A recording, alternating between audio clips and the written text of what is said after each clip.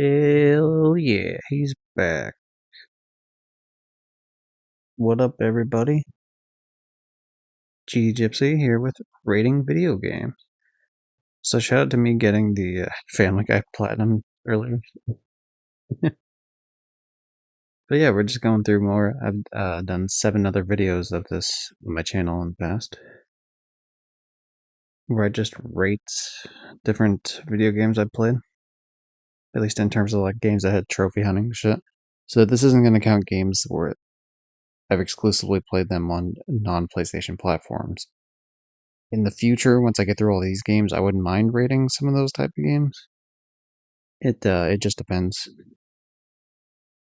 But in terms of where I left off initially, would have been right around here. I know I purposely left off on the kids games that I don't like the My Friend Peppa Pig. I think I did rate Sly Cooper already and Donut County, so you can just go with those ones. I imagine I probably already rated Crossout at some point in the past as well. But yeah, a bunch of these other games are just gonna be like shitty kids game shit. Uh, in terms of the other stuff, I've obviously left out. I've left out the Yakuza games, which so far I've platinumed Yakuza 0, Kiwami 1, Kiwami 2, Yakuza 3, and Yakuza 4. Both those remastered. I didn't do the originals on the PS3, nor do I plan to, because that's just like way too much effort. Like, maybe in the far off future, if I ever feel like doing it, I could see a 3 or a 4. But just doesn't really feel like it's worth the effort personally. I like the games, don't get me wrong, I really love the games, but just a lot of effort going into platinum those, and it just seems I would rather, like, if I wanted to go back to those universes again, I would rather just play for fun. Not to say I didn't have fun before, but like some specific requirements I find to be kind of bullshit usually in each Yakuza game. But anyway, we're not gonna get into that yet. I'm gonna save the Yakuza stuff for like probably near the end of the stream. Yeah, just whenever I feel like starting to wrap it up a bit more. Assuming I get to it, I don't know. I might just dog out of it, but we'll do some of the kids games first. Starting off with My Friend Peppa Pig. In terms of games that I played before I started streaming, we have this game, the Paw Patrol Mighty Pups game, Paw Patrol the movie, Adventure City Calls, Fast and Furious, Spy Racers, Rise of Shifter, and those are all the ones I've played before streaming. Oh, sorry, and also Paw Patrol and Roll. So these are all like the before I started streaming any of these games sort of deal. And they suck. The developers are different depending, but the publisher is called Outright Games, which does a bunch of these kid games. Usually a tie-in of some sort of TV show or movie, especially like DreamWorks related stuff, like this Spirit thing, Ice Age, shit like that. What the fuck? Oh, hey, how you doing? Sorry, I was looking at my list. Hey, what are you doing? How went I dipped out a little bit. Like, hey, Johnny, how you doing?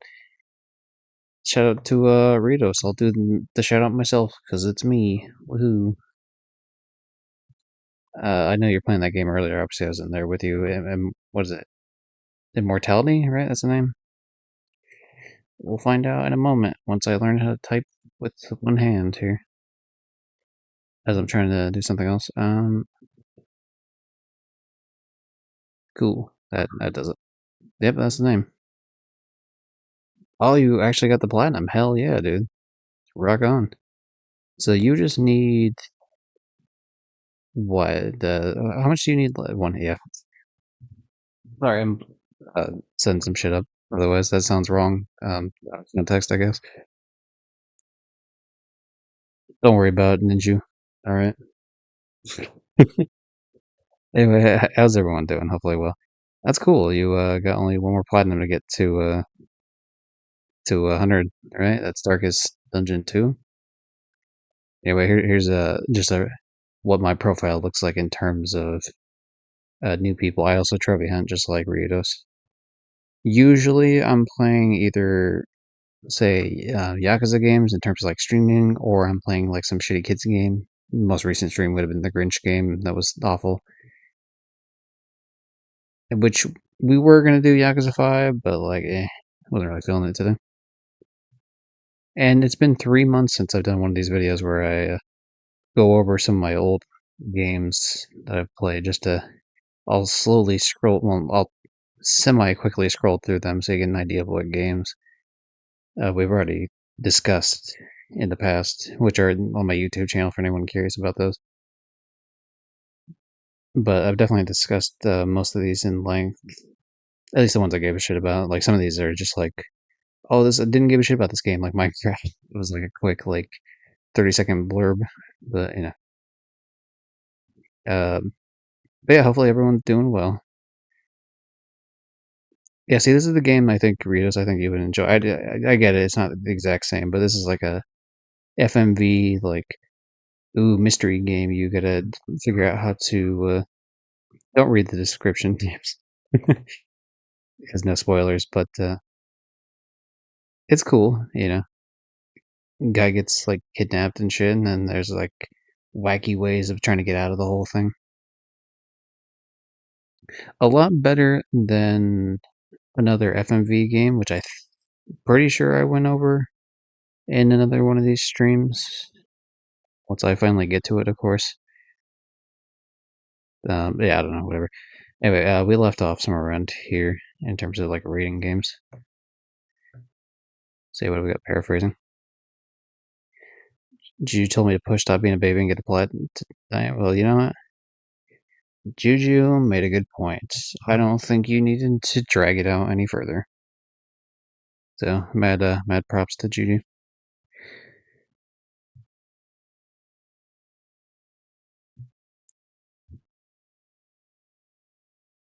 Fucking whatever. You know what?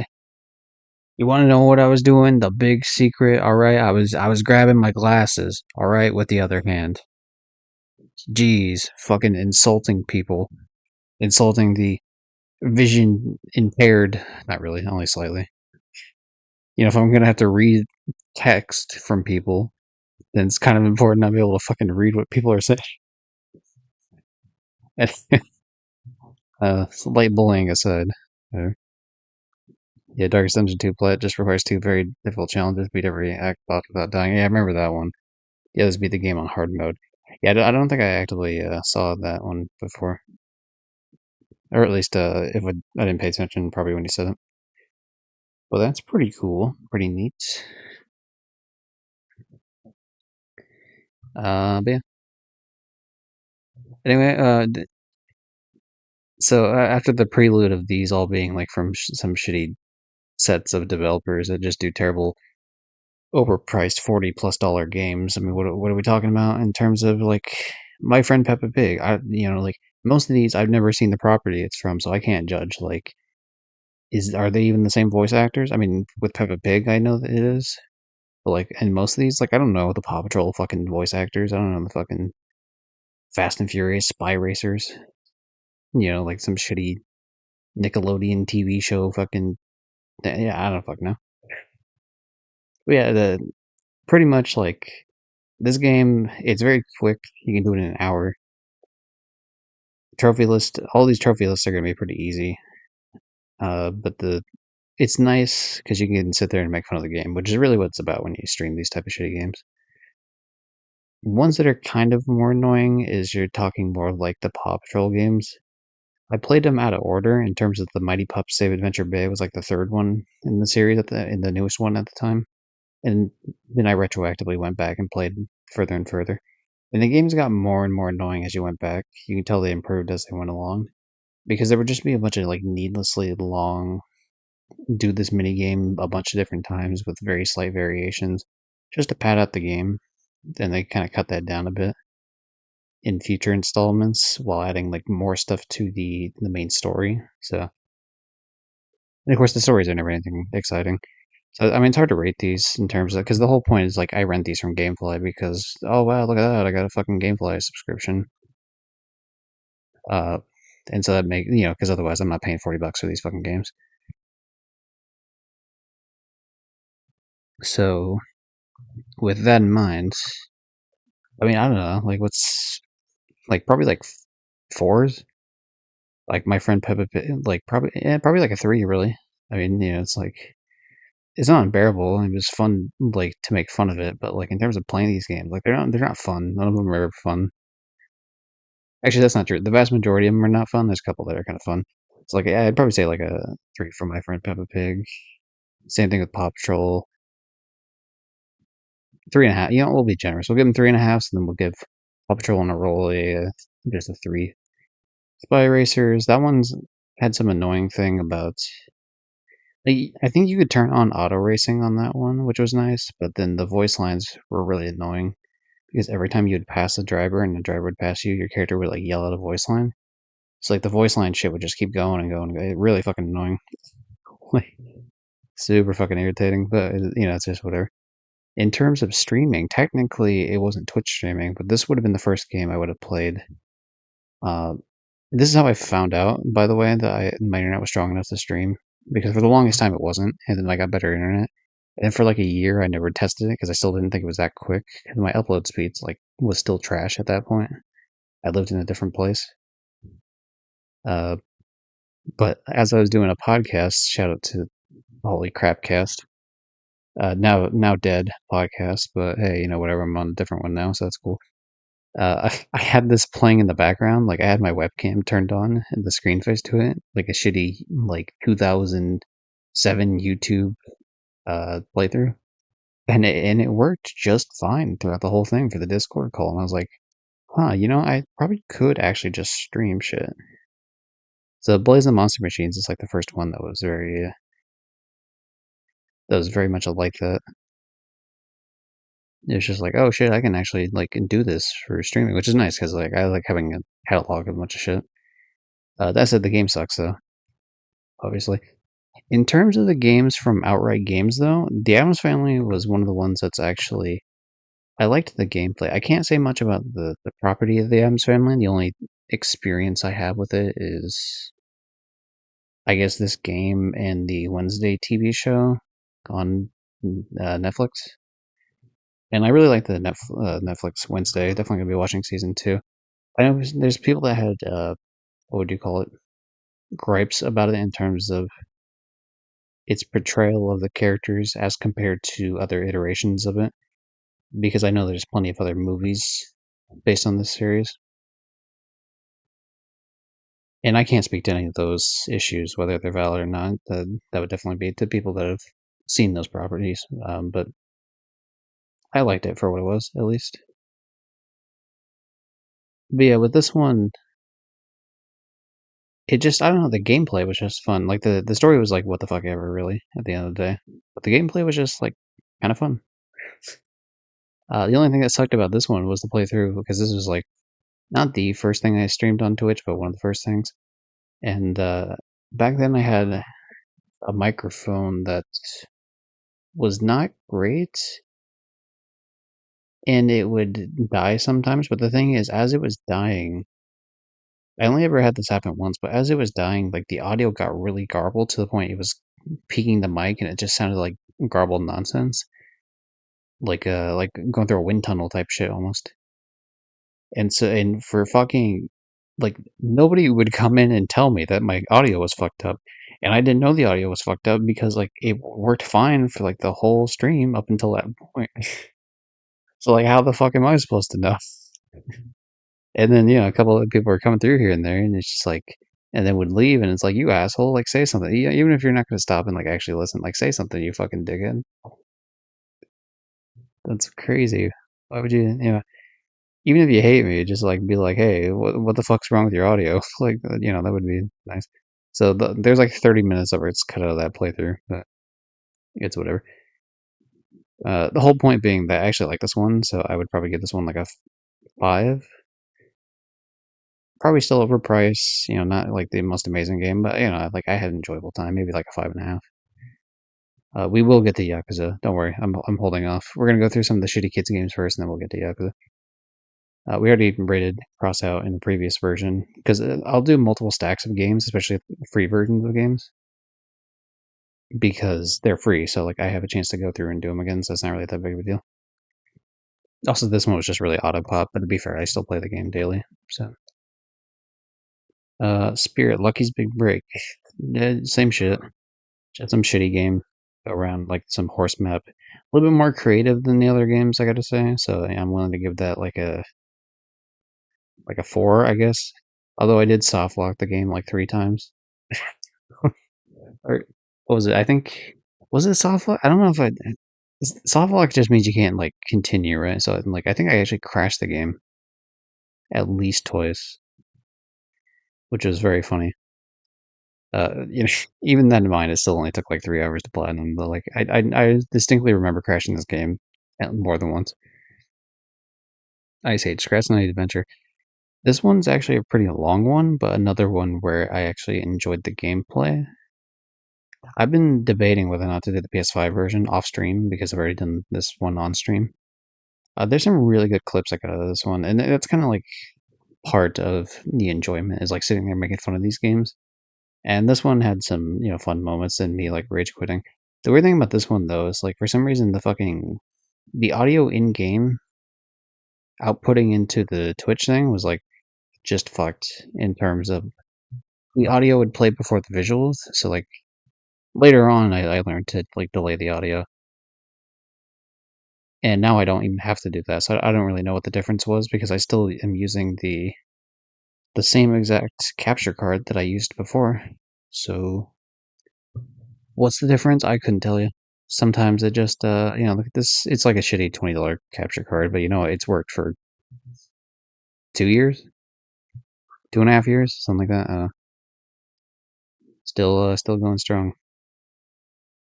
Fucking most efficient $20 I've ever spent. Play that much.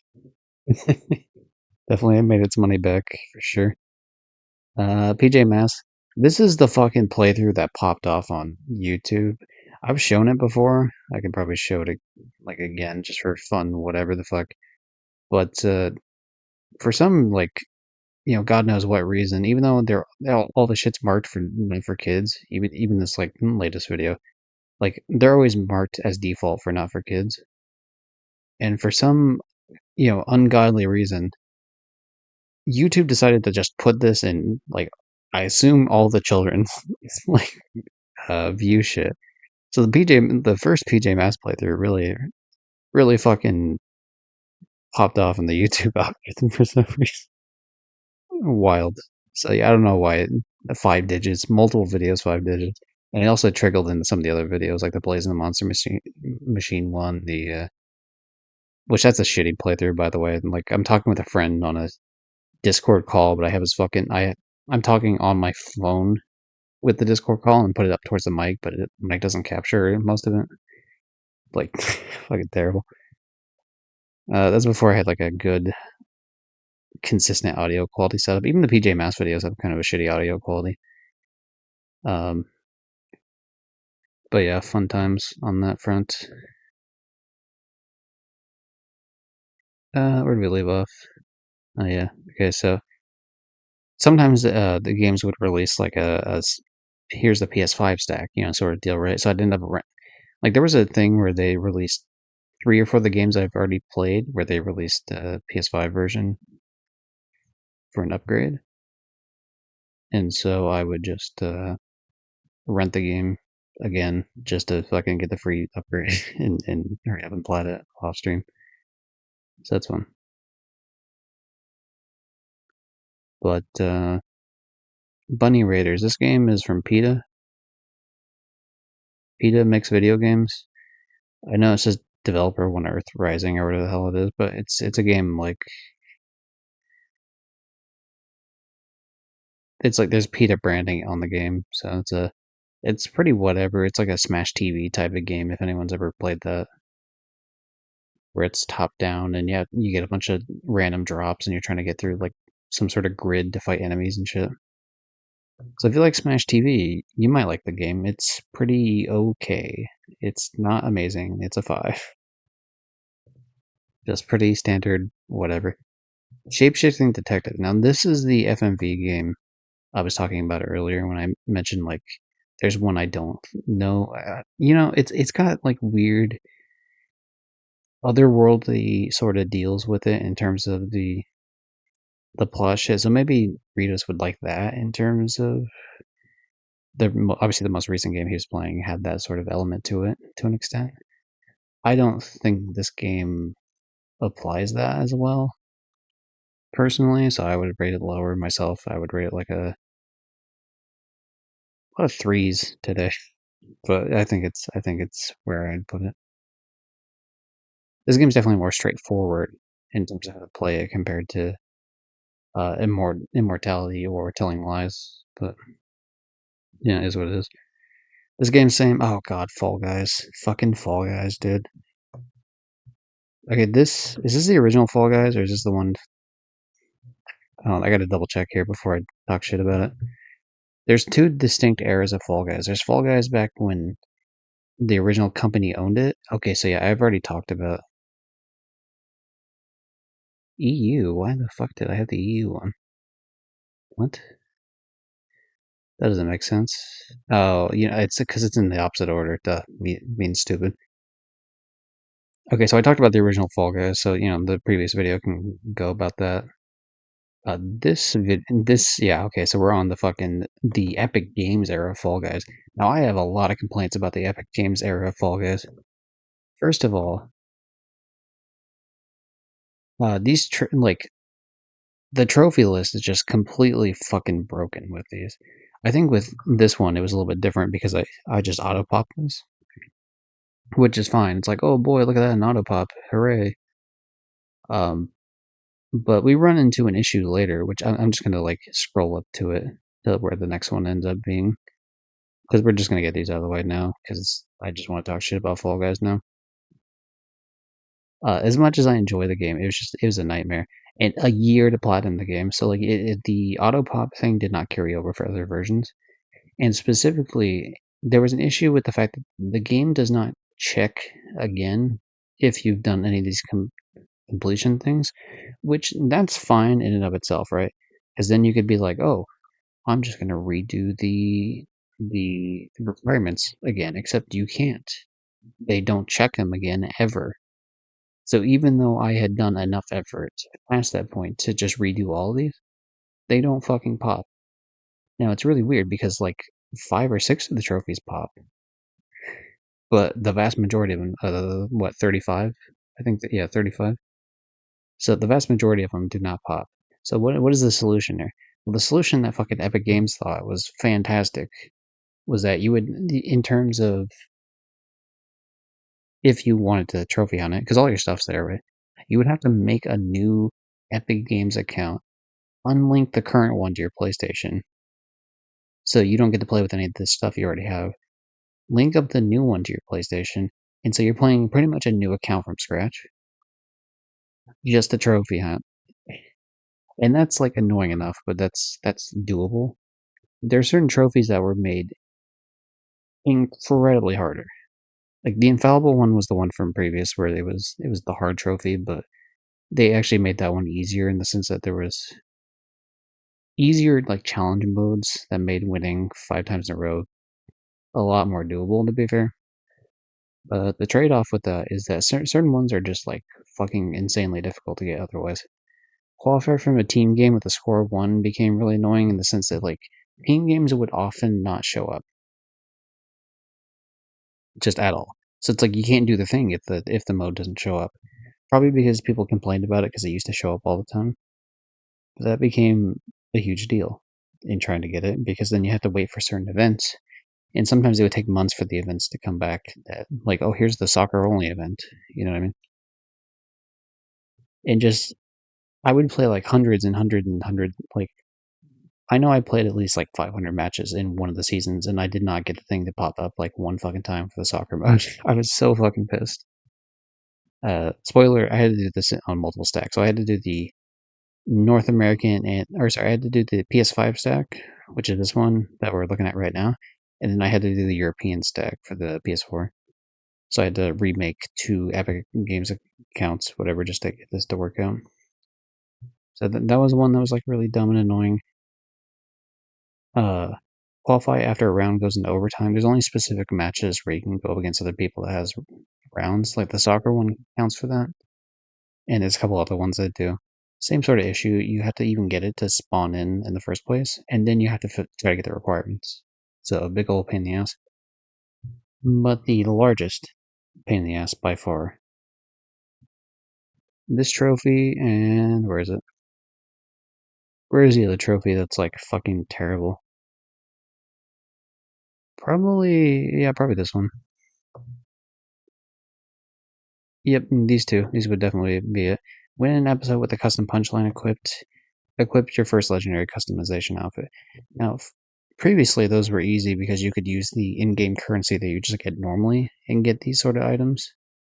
Not a problem, but with Epic Games joining in, now we have a battle pass that's very similar to their Fortnite battle pass, and you have to buy it. Well, obviously I'm not going to pay real money for that because you can go fuck yourself. But hey, you can do it with free currency, right? Like the free amount you get from the battle pass each season. Well, how much do you get?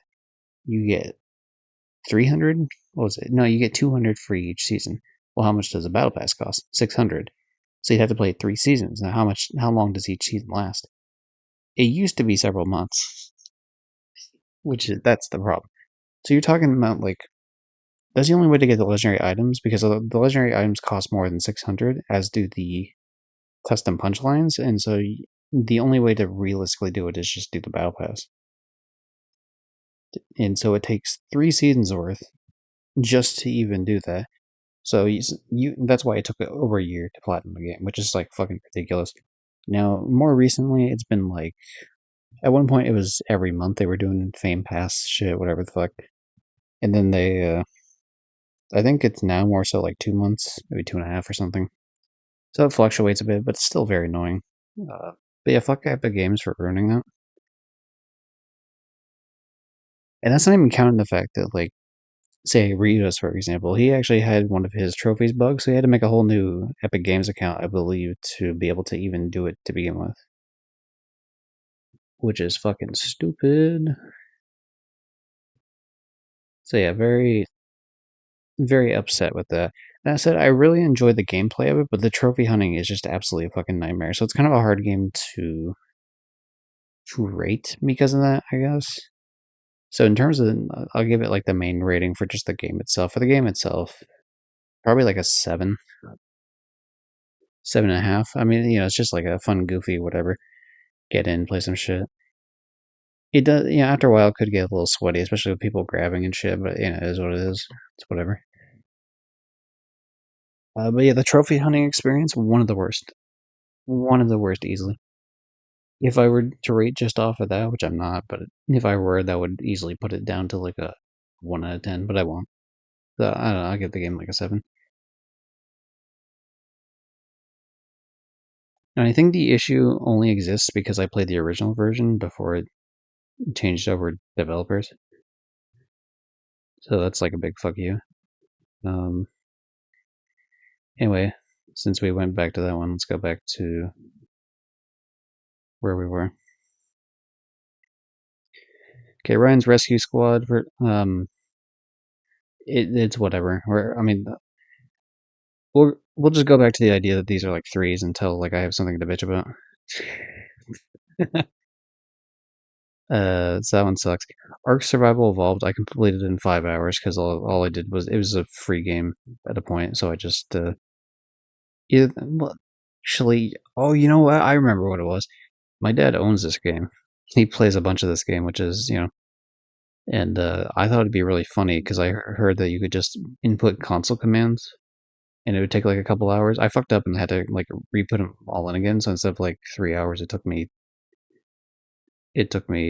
5. So but it was worth it just to be like every time, like for a while there, I kept saying to him like, "Oh wow, that game you love so much that you pay for like a private server and you just play it every day." Like, yeah, I got to platinum it. Like, and I'd be like, "Oh, did you get any more trophies today? Oh, well, whatever. You'll get there someday, sport." Just oh, good. It was worth all 5 of those hours of just sitting there doing fucking console commands. So I can't properly rate this game because I have no idea how to actually play it. I would not rate it because it would be unfair for me to rate. Similar thing to Conan Exiles. It's a lot of just spawn yourself here, spawn this item there, do this thing, like as much of whatever. This took a little bit longer in the sense I think I had to. Yeah, this trophy you need someone kill something by standing on its head. It has to be another player, so I had to go out of my way to find another player, and that was the only trophy I had to wait on. So really, it didn't take a day and 15 hours. It just that's how long it took me for waiting. Anyways, oh hey, how you doing, Mary? I'm just going over old games. Hope you're doing well. Yeah, wowzers indeed. Fucking Max Caulfield showed up in chat. I like wowzers as a statement. I gotta say, with the writing in that game, I didn't think Wowzers was bad. I mean, some people ignore the writing in that game quite a bit, and I think it's fair in some extent. Like, Amazeballs is fucking terrible. Like, whoever wrote that is just a fucking idiot. But I like Hella. I like Wowzers. Like, Max is absolutely the type of dork that would say Wowzers, 100%.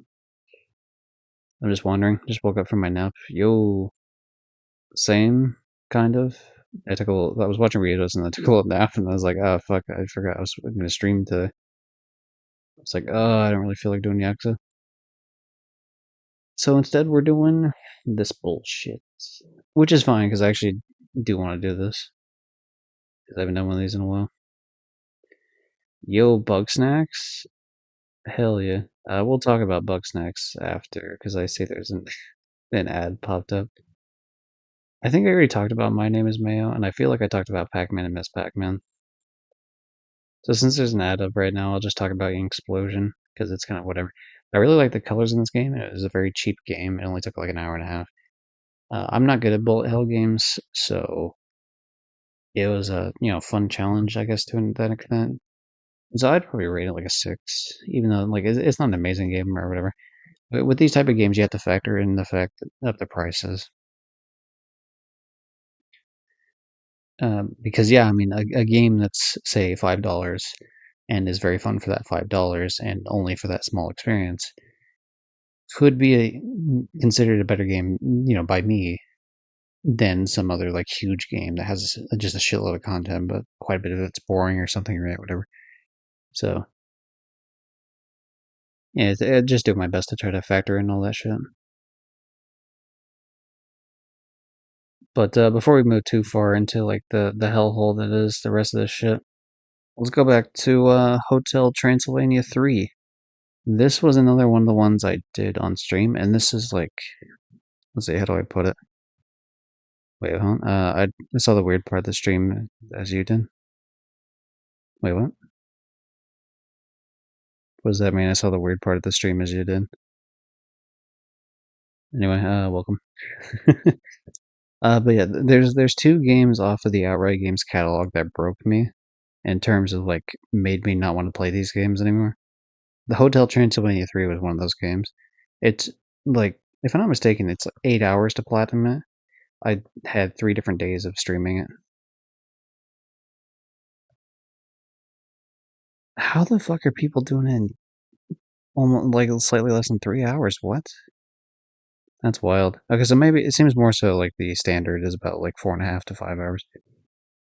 Well, I did not do that well in that game, but to be fair, also that game was like just really shitty and it just took forever. It's one of those things where it's just like, remember that awkward moment when we saw things today? Oh yeah, the Redos. Yeah. Yeah, where it's just like a full-on sex scene in the game. Yeah, that would do it.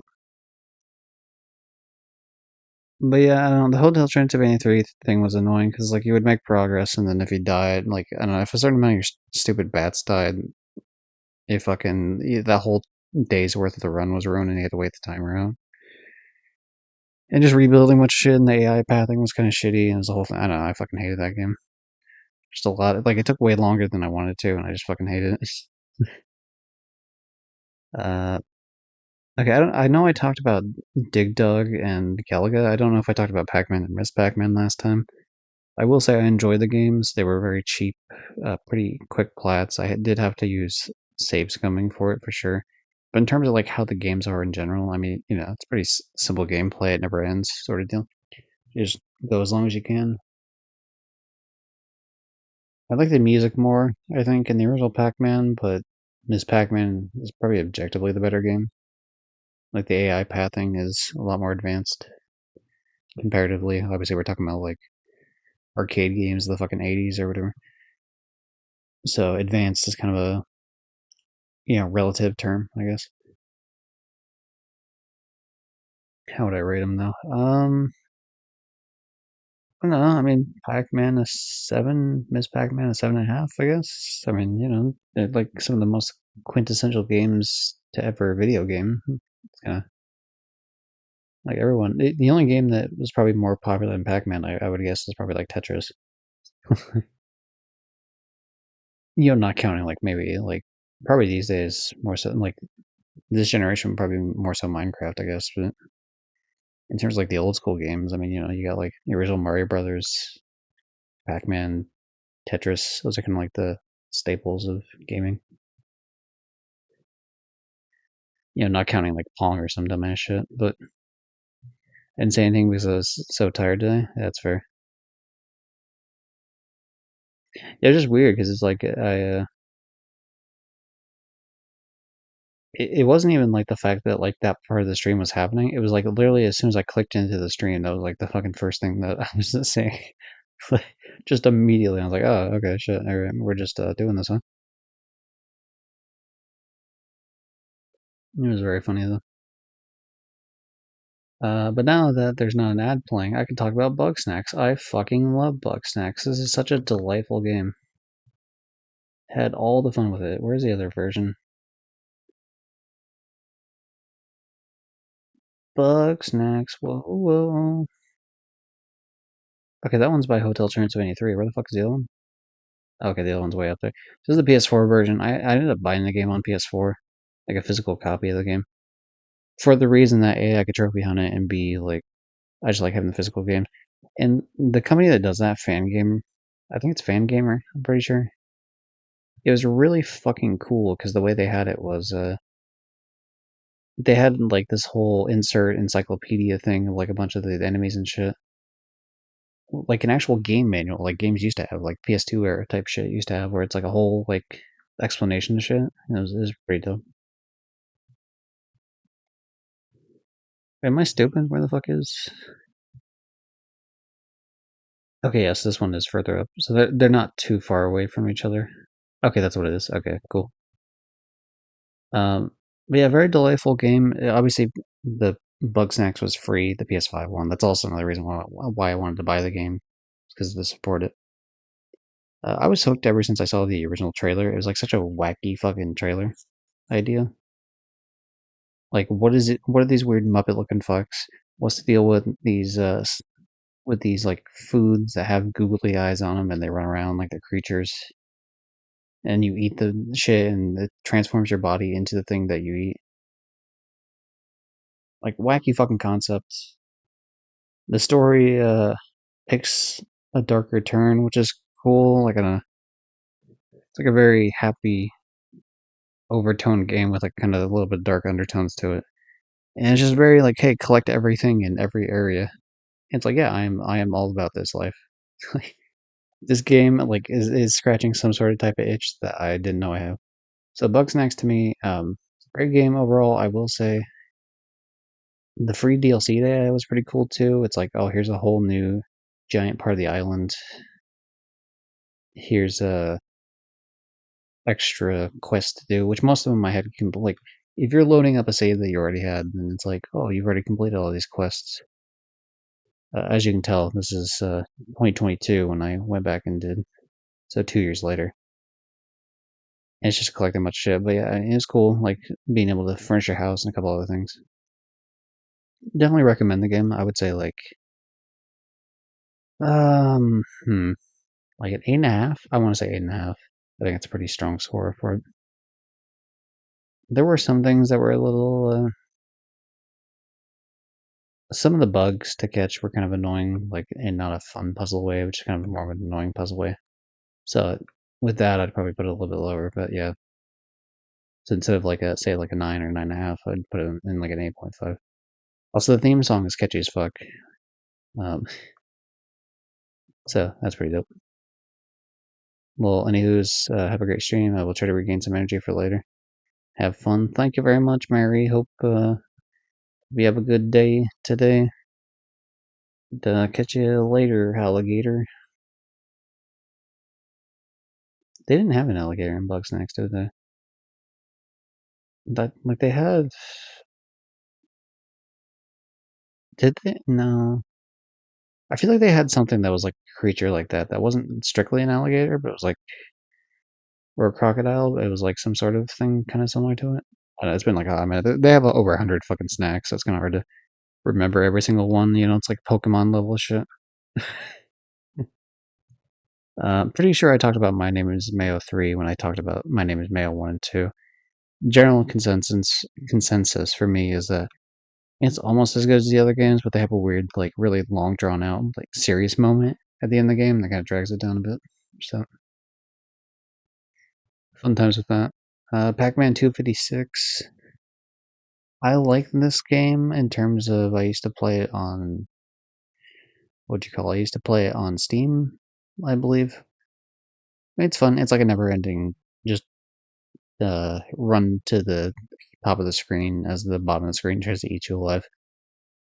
And you get power ups. You get points the farther and farther you make it, and the more and more games you play, the more points you can get to upgrade the abilities to get further. Yada yada. You know, endless runner. For an endless runner, it was pretty fucking fun. Nice little time waster. It doesn't take a month to beat this, but I would just play like a little bit here and a little bit there, sort of deal. This is pretty cheap too. One day sounds about right if you're a fucking maniac and you're trying to do it all in one go.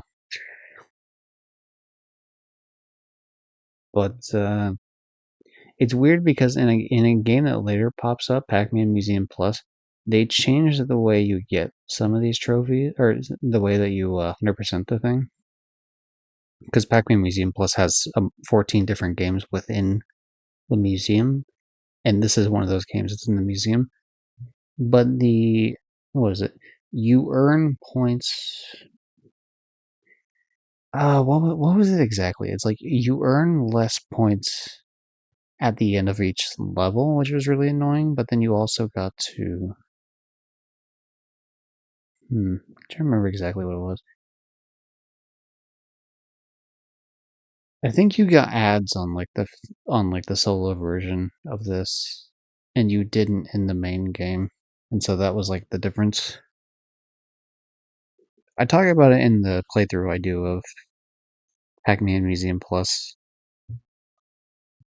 but yeah, I do remember there being that very distinct difference that it was harder to level things up.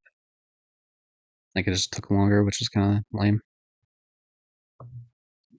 But otherwise, it's the same kind of game. Um, Family Feud. Family Feud sucks, and Family Feud sucks for one reason. Two reasons actually. But okay, so reason number two is that there's a thing for playing it on the 4th of July, and any sort of trophy where you have to play on like a specific day out of the year, you're an asshole. Now, I actually did do this on the 4th of July because I rented the game on the 21st of June, and it took quite a while. Like it took me until at least the 4th of July to actually beat the game anyway. So I think I held off for a few days to be honest. Because the main one was this. So yeah, so the online games. This is like the reason it sucks. Shout out to Ubisoft for making absolute dog shit fucking online service where I could not connect to other people. You could tell you were connecting to other people in the sense that like a symbol in it would look a little bit different, which indicates that you're trying to connect to them, but it would never fully connect to them. So the only way I could get that to work is like sometimes, yeah. See, look at this recent forum post: trouble connecting to online game, online not working. Question about online. Anyone in EU able to get to online games? Don't buy this piece of shit game. Yeah, let's look at this thread. Why not? I want to be vindicated in my hatred of this game. But yeah, the only way I could get it to work consistently. Some people were able to connect with online people, but for me, I had to get it to where people would connect to me, and then they would have to I'd have them leave immediately, and then I would get paired up with an AI, but it still counts as an online game. The game where you're lucky if the online connects ever. Spent countless hours trying to match and it always disconnects or hangs up in errors. I'm getting sick of this bullshit. 100%. And dude, like, no joke, I would be doing other things on my computer, like YouTube or like some other shit. And I would leave that game, I would leave Family Feud running for hours. Hours connecting with people. And it just would not fucking work. Alright, I found somewhat a workaround for this stupid shit game. If you're using two controllers and you get an alt to connect to you, the game screen usually turns black on the main screen before times out and says can't connect. While the screen is black and loading, exit with your alt. The game will then start and the alt will be the other family during the intro. Missed saying the other person left. Would you like to continue against the AI? Click yes. After you beat the AI, you'll get your first online trophy. You can't rematch the AI, but it should work for yeah. That was another thing too. You can't rematch the AI. Fucking fuck you. Shut up. Oh, I don't like people telling me what to do. I'm gonna buy it. Um, I didn't know that worked with the alt. That actually, I would have done that instead of what I did was connecting with real people and then trying to be like, okay, hey, can you disconnect now? Like trying to tell them when to disconnect. It's like really fucking annoying. But yeah, I had to do that, and it sucks because you had to win the 10 online games too. So what happened is I fucked up and lost one of them, so I actually had to play 11 games. It was just the AI ended up beating me in one part in particular, which was really annoying. Anyway, Family Feud. I mean, otherwise the game's like whatever, but the fact that the online's completely fucking broken is ridiculous and stupid. And honestly, I mean, these type of games just aren't fun. I found a pretty easy cheese method in the sense that, like, if you type in, what was it? If you type in like one or two letters, I think it might even be just one letter, but if you type in one or two letters and the option that you're typing isn't one of the first four options it shows, because it only shows four options because you have to hit four different buttons to guess it. You can keep typing in more shit to like get a specific one. Like, let's say for example um there was a question about like name a type of pet that people have, right? And it's one of my clips where it's haha, it's funny because like I turtle ends up being one of them, and I was like thinking that it was, but I didn't choose it, but it ends up being it. But if I were to type in T, turtle would be one of the options because it's actually on the board. Whereas if there was another question, T would not pop up, turtle. So it's one of those like, if it doesn't immediately show up, then it's guaranteed not to be right. So if you were to type in, say, I don't know, like shark, right, and you type in S, and shark doesn't immediately show up as one of the four, like shark is not going to be on the board. So that was like kind of an easy way to figure shit out. But I would give this game like a 2 out of 10 because really, like, I've found other shit that this was taken from. Like, they seem to have a bunch of just trivia shit they've taken like off other games they've done or like the internet or like other shit, like just a bunch of repurposed bullshit, and the game doesn't even run properly for online that they felt the need to put in there. And of course, Ubisoft connected bullshit with their Uplay or Uconnect or whatever the fuck it's called. Just garbage all around. Just fucking dumbass shit game. Monopoly Madness and Monopoly Plus. I rented a thing that had like two of these together. This game is fucking stupid. And there's one reason why this game is stupid. It's just, I think this is normal Monopoly. Or no, what is this? One of these is like, it's like a fucking 3D space where you have to run around actually and do the shit with a timer.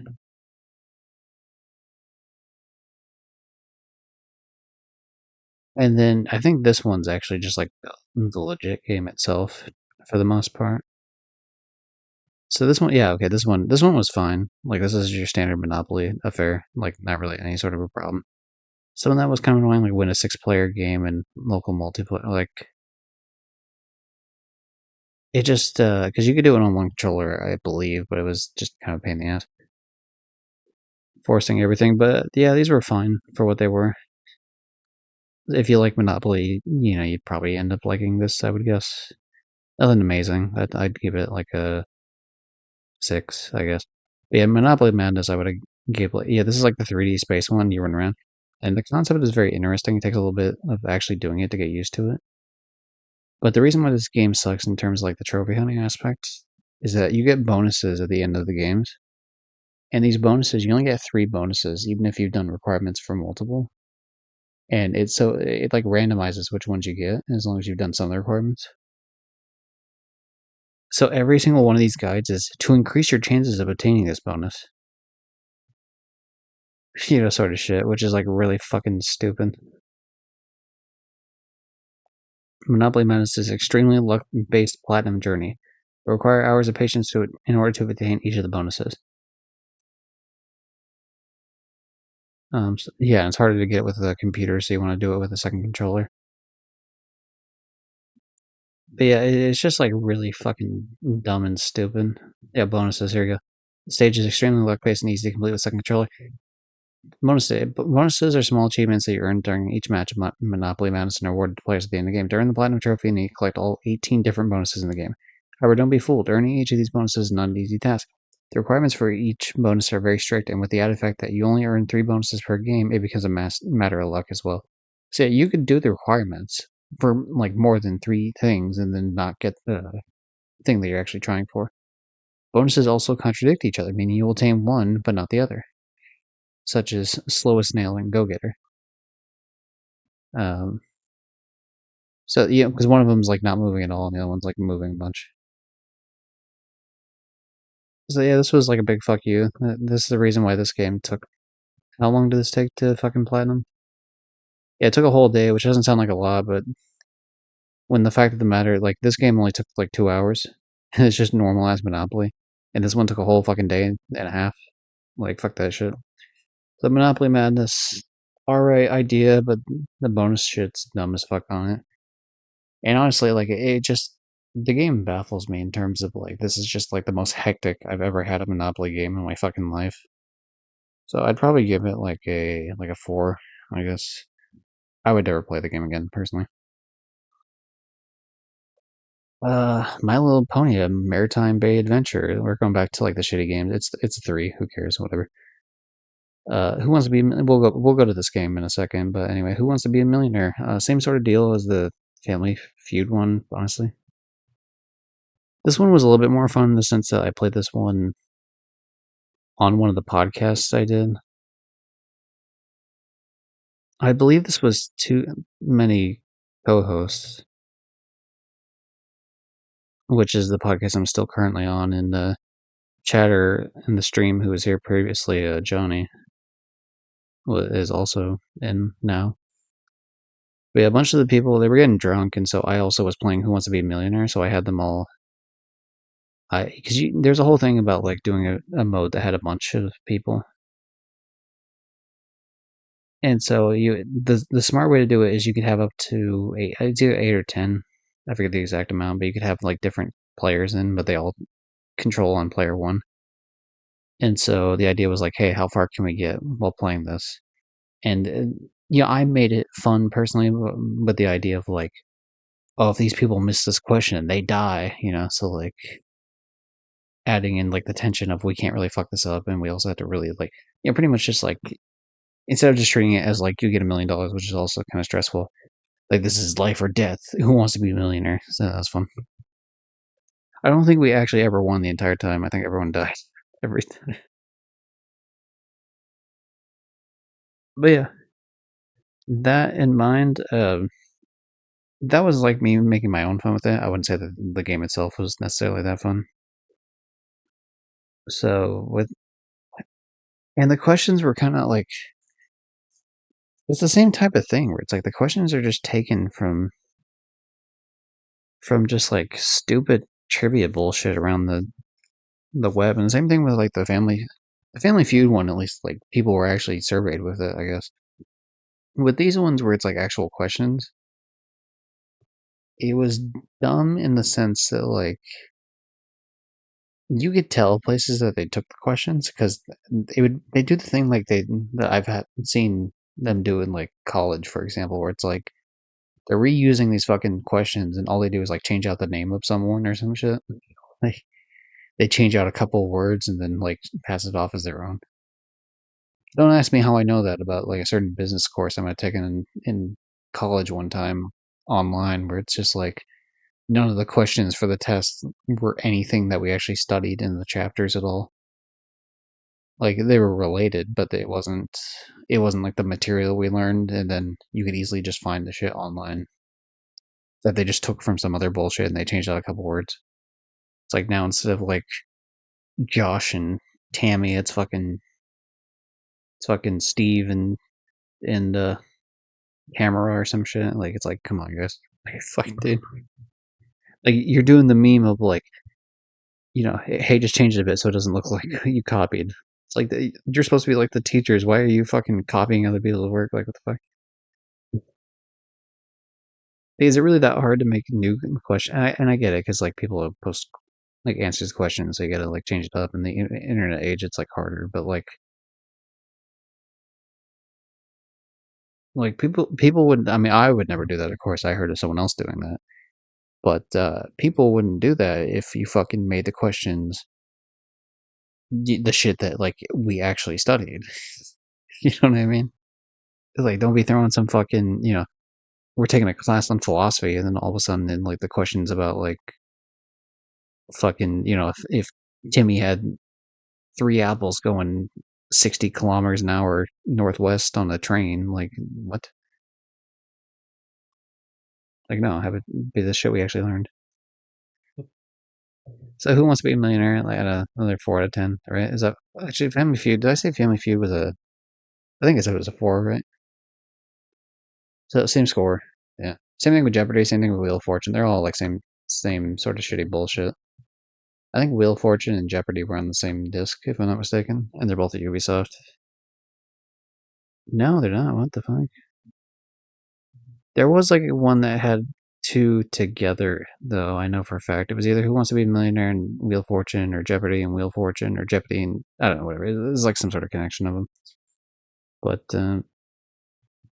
same sort of bullshit, really. Just dumb, stupid shit that doesn't matter. I do remember that.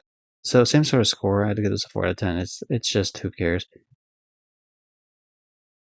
At least this one was just okay. Like it's just hey, here's a puzzle. See if you can solve the words. Like fine, fair enough. This one was dumb as fuck though. It's like, oh, here's a free DLC pack they have in here, right? Obtain a daily score of 5,000 plus in a single daily challenge. It's like that means you just gotta answer super fucking quick and get them right on the sort of deal, which is just annoying as hell. And then play 7 consecutive daily challenges. That one was just annoying in online matches. This one I actually had to fucking like we were going somewhere this time. I forget what we were doing exactly, but I had to bring my controller with me on vacation and remote play the game so I didn't lose my streak because I was already at 5 out of 7. And it's like, hey, if I don't bring this on vacation with me and do this, I'm gonna have to keep this GameFly game for another fucking week. Like I don't want to do that. So like, it was a very short vacation, just a couple days, but like, hey, I just need to do this. It only takes like a couple minutes of my time, so I did that. But yeah, very who gives a shit game on all these 4 out of 10. Very not enjoyable games. Now, if we were to move towards a game that was enjoyable, Angry Video Game Nerd 1 and 2 Deluxe. I own 1 and 2 on Steam. I was never able to play Angry Video Game Nerd 1 back when I had a Mac. I used to stream on a Mac, by the way. I forget the exact point that I stopped streaming on a Mac. I mean, it had to have been near the end of this year specifically. I think around November, I want to say I would have gotten because whenever the PNG tuber came out, like consistently, because I tried using the PNG tuber, but my Mac just couldn't handle it, and streaming and other shit. It just used up too much resources, and it would fucking make my PNG tuber go with 1 frame an hour sort of deal. But then I got this, upgraded like Windows laptop. Shout out to playing on laptops, of course, and it was fun. But yeah, I couldn't do Angry Video Game Nerd 1. Only had a Windows version, and 2 had like the Steam thing where it works on like all different platforms, like Linux and Windows and Mac.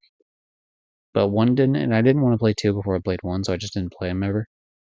Then this game came out, and a physical version came out through Limited Run Games, and I bought it because fuck yeah, I had a lot of fun with this game. Very like, hey, we set it up as a retro like 8-bit nostalgia type games. Every world is a different type of aesthetic. Very cool, and I'm a big fan of AVGN. I actually own the first 4 or 5, I forget how many of the. I want to say it's 4. I own the first 4 of the collection shit for the AVGN Blu-ray stuff. I didn't get all of them because there's like this whole thing. It's really annoying. Let's see if I can find it actually. Screenwave Media. Sure, whatever. Store. No, fuck off. View all. Where is it? Oh, is it not Screenwave? I thought it was. What the fuck? Maybe it's merch? That seems weird. That would be under merch instead of. Oh, okay, never mind. It starts off in games. Okay, so yeah, I own AVGN X, which is episode 1 through 100. I also own X2 and X3, and then this is Ready for Revenge. This one was the cheapest, but also was kind of the biggest fuck you one, just in the sense that like there was only 14 episodes or like 20 episodes or something. This was the big fuck you one though that I hated. Disc 9. Wait, hold on a second. Wait, Disc 9, Disc 10. Wait, hold on. Let me see this real quick.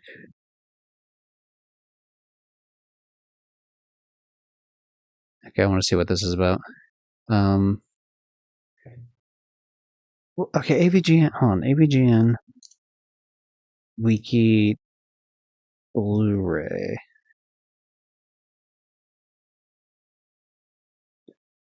Media.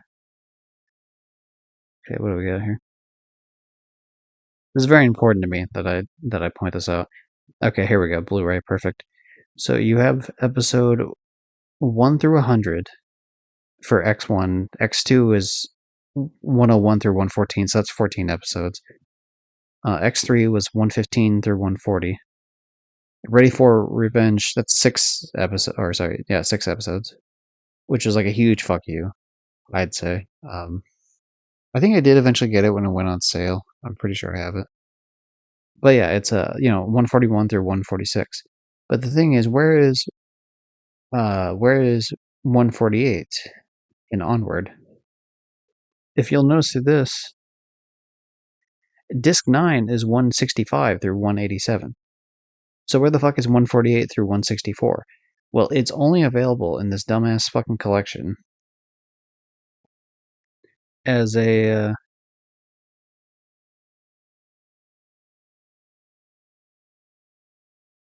because yeah, the other discs were like just normal shit, right? So disc I forget how many fucking discs this is, to be honest. But they were spread. They just took the discs of like the previous 4 collections, and then they made them like, oh hey, this is disc 1, disc 2 is here, and the disc 3, disc 4, disc 5, sort of shit, right? And so they combined all the discs into just like putting them in this shit. But then disc 8, which is a disc that was never sold separately, the only way you can get it is in this collection, which is like a big fuck you for someone like me who was supporting these other collections, because then you just never released it separately. And I tried asking on Twitter to like the one of the dudes that like worked on it. I think it's Oh, I think his name's Justin or something. He's like one of the guys that worked on it. But yeah, it was very frustrating because it was like a no, we're not going to do that. So it's like okay, well, so the only solution I would have to have all these because they even like in the BFG collection, they have this collection, right, which is like disc 1 through 8, and they released disc 9 a couple years later, but they left a slot for disc 9 because they knew they were going to make that. And it's like, okay, I mean, that's cool, but like, it's bullshit for like, why would you not release disc fucking 7 in such a way for me to actually be able to do any of that? And granted, you'll notice with this, it's like disc they later released a disc 10, which has even more games or more episodes, which is great. But yeah, they never released disc 8 or 7. Sorry, never disc 7 as like a separate thing, which was just yeah, like the only way I could get those is if I buy this. But like, why would I buy something that's $100 after I've already spent like over $100 to get some shit that I mostly already have? Like, I already have the fucking. When I bought this, it's $35 now, but it was $50 when I bought it, like initially. And then this was 20, and I think the other ones were like fucking 30 or 40 or some shit. It's like I've already put in over $100 to get these, and so why would I fucking waste my time getting this thing? And okay, this one's a little bit cheaper, but obviously, if you were gonna get the whole collection thing, you would rather just get the one that has the disc 9 and disc 10. You'll notice disc 10 goes all the way up to 206. Because this thing, otherwise, yeah, yeah, look at that. So 8 discs spanning the whatever, and then 2 empty slots for future releases.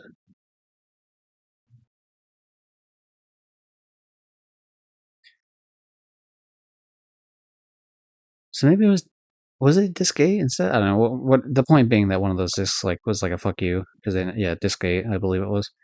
They never released like separately. Um,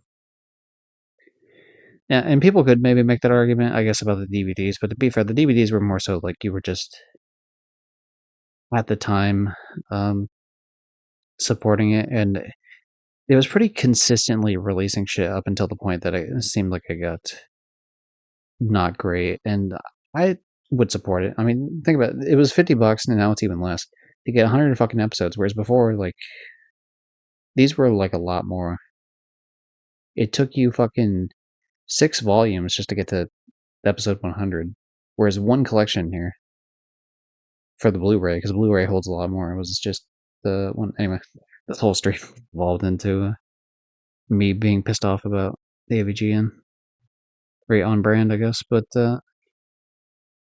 that bullshit aside, about the Blu-ray shit, yeah, I really enjoy this game. So I would give this like a.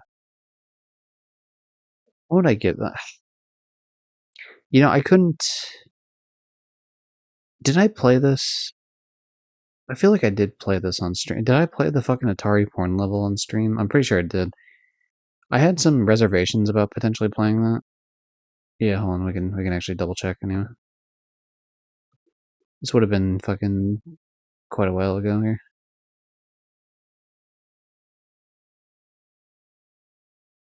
This is why I left this tab up so that I could call back to it if I needed to. Okay, these are the Pac-Man playthroughs. Wow, was there there's feels like there was such a huge delay on the Pac-Man stuff. How the fuck was there a Pac-Man playthrough and then the chicken run? Oh, you know what? Never mind. I understand why. Because yeah, Museum Plus took like it took so long to play through, like a ridiculous amount of time to play through.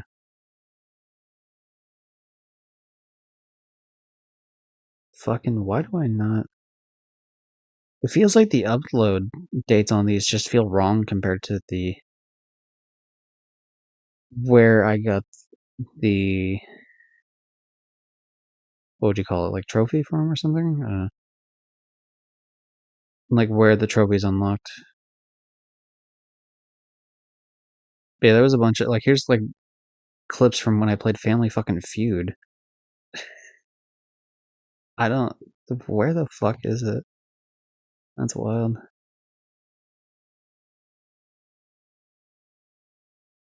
I think things got jumbled quite a bit during a certain point when I was like streaming daily for like a whole fucking week or so. Technically, for like the first year I was streaming every single like I was at least live every single day.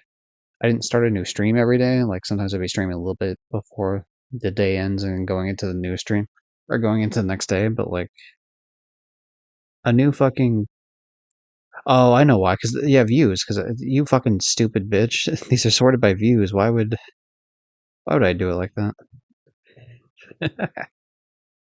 I apologize for my stupidity. I was like, dude, these don't feel right. It's like the order of release. None of these feel right, and that's why they don't.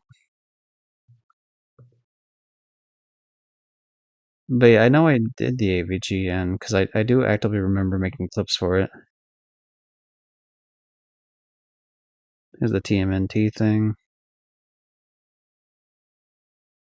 I should be pretty close here. Bratz, Toem, dude, Toem was fucking rad. Such a good game. Yakuza 4. Yeah, okay, yeah. Here's all the fucking Pac-Man Museum Plus shit and the shit like Wheel of Fortune. What a shit fucking time a lot of that was. Like the Wheel for, I mean, in terms of like the clips, they were funny, but like the games were just not good. This would have been around the time that I got actually a decent. Oh yeah, here we go. Yeah,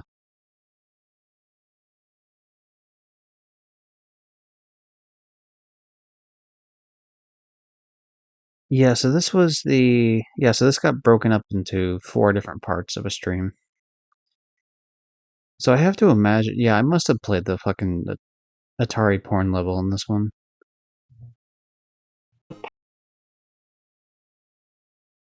Where is it? Yep, yep, sure did. All right. Which to me, I think it's fair game personally, in my opinion. Like I should be able to fucking it's not like a porn game specifically, but like it had a little bit in it. Like they would be fine with that on other games if it was like a classier game. Like I don't think I'd ever get dinged on The Last of Us Part 2 for having an actual scene where characters fuck. But if I jump around in like Atari titties, apparently yeah, everyone's gonna lose their fucking mind. And I mean I'm cool with either one of them. Like that's not like a shaming any like one or the other. Or even if I were taking like say I know The Godfather 2 for PS3, which I've one of my favorite games because I like the Godfather movies and yeah the games do it. I think an alright job in making like a more arcadey version of like oh hey what if you were like someone in the story making choices like that'd be cool. But yeah, I know there's like one part where there's like strip club shit they end up taking over, and so you see titties here and there, but it's not like a huge deal. But I feel like games like that wouldn't be dinged, but like kind of the AVGN one's obviously more overt, but I don't think it's like a big enough deal personally. So did I give this a score? I don't think I did. I don't know, like an 8. Seems fair. Maybe 8.5. Like I'd rate it pretty highly personally. Pac-Man me. Okay, first of all, we're gonna do. I think I already did Puyo Puyo Tetris 2, but pretty much like I don't think it's fair for me to rate it because I just don't give a shit about these games. They're like, oh hey, I'd rent this and play it for like a couple hours, and then hey, that was kind of fun. That's it, pretty much. So it's not worth the effort, in my opinion, on that front. How was this completed in 1 hour? Was there a save transfer? Huh. I guess there must have been a save transfer. I don't recall there being one, but there must have been. It's weird. If it's weird because there's usually not save transfers the other way around. From PS5 to PS4, it's usually like from PS4 to PS5. Obviously, I'm not going to re-rate Bugsnax. I already rated it the same game. DC League of Super Pets and same dumb bullshit. 3 out of 10. What remains of Edith Finch? Did I already? Okay, no, I didn't do that one. They're right next to each other. This game is fucking great, fantastic. Haha, walking simulator, which sure, I guess, but like a very great game. It takes place in the Pacific Northwest, specifically Washington, and so for me, a person that lives there and's grown up there, like in this state, you can tell the person like knows what the state looks like. Like it's really cool to see your state represented and not just have it be fucking Seattle. Which I don't, I don't have anything against Seattle, but like, isn't there's so much beautiful forest area in the state that I feel like represents it better as like a land mass, or, rather than the specific cities. Especially because like so many things already do like the Seattle shit, which is fine. Like obviously Last of Us 2 to bring that up again. So and Infamous Second Son. Wait, yeah, Seattle. Yeah, pretty sure. I don't know, my brain's fried right now, but I'm pretty sure that's the case. But anyway, so this is cool. Like it's cool to see like the more forested areas of this place represented. The story was pretty dope in terms of like, hey, here's all these assholes dying. Like this family has a curse on them, but we're not really sure if it's a real curse or it's like a huge mental block that kind of fucks them all over. And sometimes it's like sometimes it's them, sometimes it's bad circumstances, sometimes it's this, that, and the other. And so unpacking like, hey, how the fuck is this family just dying all the time, and like finding out how each member died, and a lot of narrative substance to that. As this woman revisits her old childhood home. So I would highly recommend it to anyone who's never played it for sure. It's a pretty quick game. Obviously, you can tell like, hey, I like playing it seriously. I platinumed in 2 hours 47 minutes. Running through it just to platinum it real quick on the second go through, 42 minutes, like not even an hour. But like it's fucking still just a great game. Could like highly recommend it for what it is. There are some parts where it's slow and kind of like getting through the house can be kind of annoying sometimes. But very minor nitpicks, and you do unlock additional pathing in most of the places in the house, to be fair. So yeah, probably like an 8. Yeah, I think that's fair for what it is. All right, we got Pac-Man Museum Plus. I've been holding it off long enough. This game, this game, it's hard to fucking rate this game. It really is, because the main issue is that there's 14 different games within this game. So really, you have to like debate it based on all these games, starting from here, Pac-Man, all the way down to fucking Pac-Man Championship Edition, which sounds weird because those are both similar games, but like Pack Attack's different, Pack in Time, Pac Moto, like fuck, dude, Pac Land, fucking Pack and Pal, like they get shot every time I say anything Pac related, and you're gonna be drunk by the end of this. But I didn't upload all these. I don't think I uploaded quite a bit of these to YouTube. The thing is, if you check this, like when I started the game initially was in June, and I didn't platinum it until September. So this took up like a whole like 3 months fucking endeavor. So it took up all of June, all of July, all of August, and then like a little bit into September. So yeah, I mean, well, I guess 4 months then. But yeah, sure. But most of it was just doing a bunch of different challenges in the specific games, missions as they're called. So it really just depends on what the missions are specifically in each game. So for Pac-Man, for example, the original Pac-Man, in some of these you were able to save scum. Most of them not, some of them you could. But it'd be like, oh hey, get 15 rounds in one game. That's kind of an issue. Like that's really fucking annoyingly difficult for the original Pac-Man, I feel like. So that one was kind of annoying, but like I mean I like Pac-Man as a general concept, like the original one. Pac-Lands, most of them were just like scores and rounds and shit like that.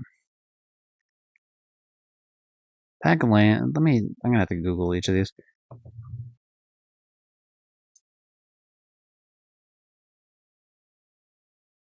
Guess what? This is the one I thought it was. This is like fucking don't autoplay shit, you asshole. Uh, this is the one where you like go through the town and I don't know, it like kind of controls not great. And I guess it was needed to have Pac-Man go through different forms of the original Pac-Man game. Like, oh hey, here's unique things for like story reasons. That's how you can get cool games like Pac-Man World and Pac-Man World 2 specifically. But I will say that it's very like who gives a shit.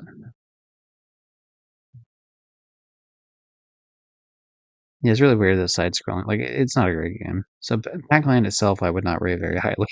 The Museum Plus thing overall, like it's kind of unfair to be like, oh hey, all these Pac-Man games suck, so this collection sucks. I mean, it's kind of like the whole point of the collection is to have a collection of the games. So I mean, on one hand, it is fair to like rate them based on the games because I mean, are the games fun to play? But on the other hand, it's like the collection exists to collect them. So even if they suck, like it's doing its job correctly. So I don't know. It's kind of hard to decide which one which. I think I'm just still gonna go with the fun idea though. But yeah, I do actively recognize that there is some sort of inherent issue with that as an idea.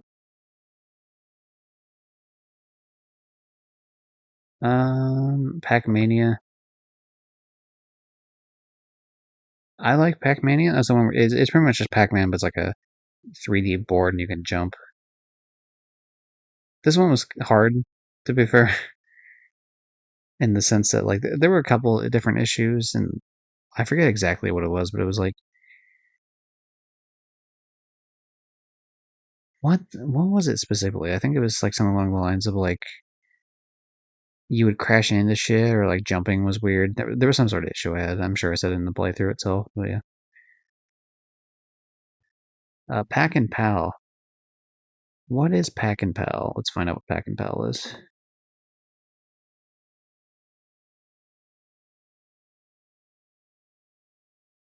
Pack and Pal. All right.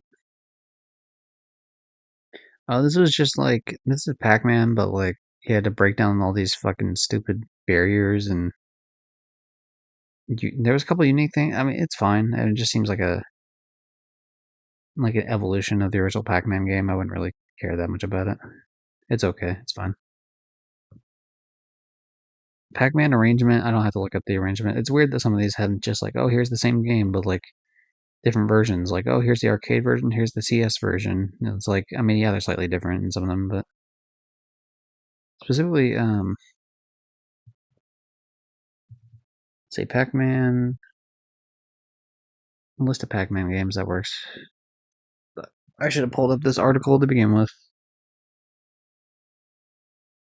Look at all these games they didn't add. Where the hell's Pac-Man arrangement? What the fuck? Ah, here it is. Okay, Pac-Man arrangement.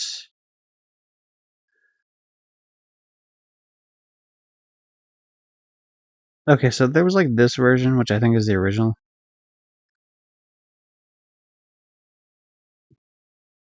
Let's take a look here. Arcade game, yada yada. Boss rounds, different shit. Yeah, did you say one of the fucking ghosts was named Kinky? The yellow ghost named Kinky? What the fuck? Damn, I can't believe Pac-Man's kinky. Alright, hold on, Pac-Man. No, hold on, Pac-Man arrangement CS, I guess. Yeah, see, this was like the difference between like a more 3D looking board versus the more top-down shit of the other one.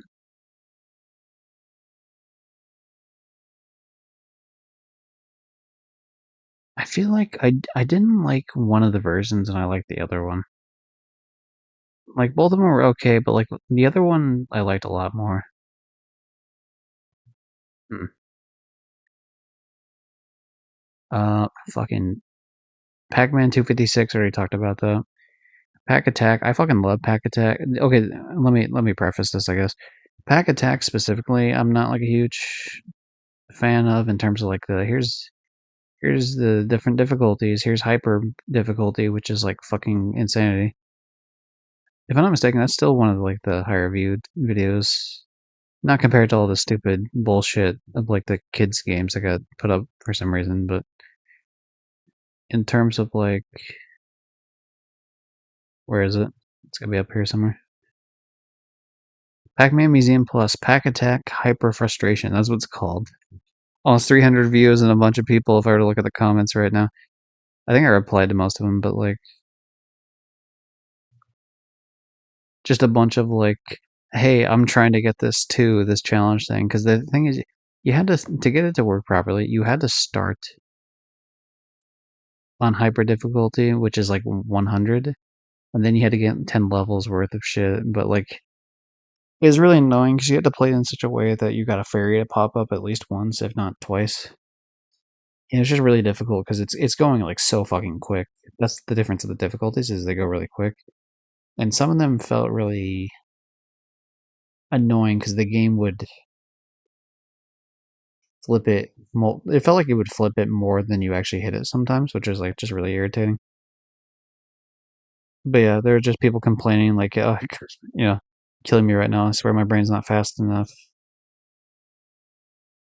Struggling with the last achievement on Pack Attack. I'm still fighting to reach 50 on hard. I tried for an hour and nowhere near. It's just yeah, so it's like people were having an issue with it for sure, and I feel for them absolutely. But the one thing, the reason I love Pack Attack is just for the puzzle mode. I fucking love the puzzle mode, 100%. I did find some issues with it on the most recent time I did it, which is the sense that like sometimes the facing of certain the Pac-Man would be different, and so that was definitely worthy of some sort of criticism for sure. But I mean, whatever. Overall, it's not a huge deal.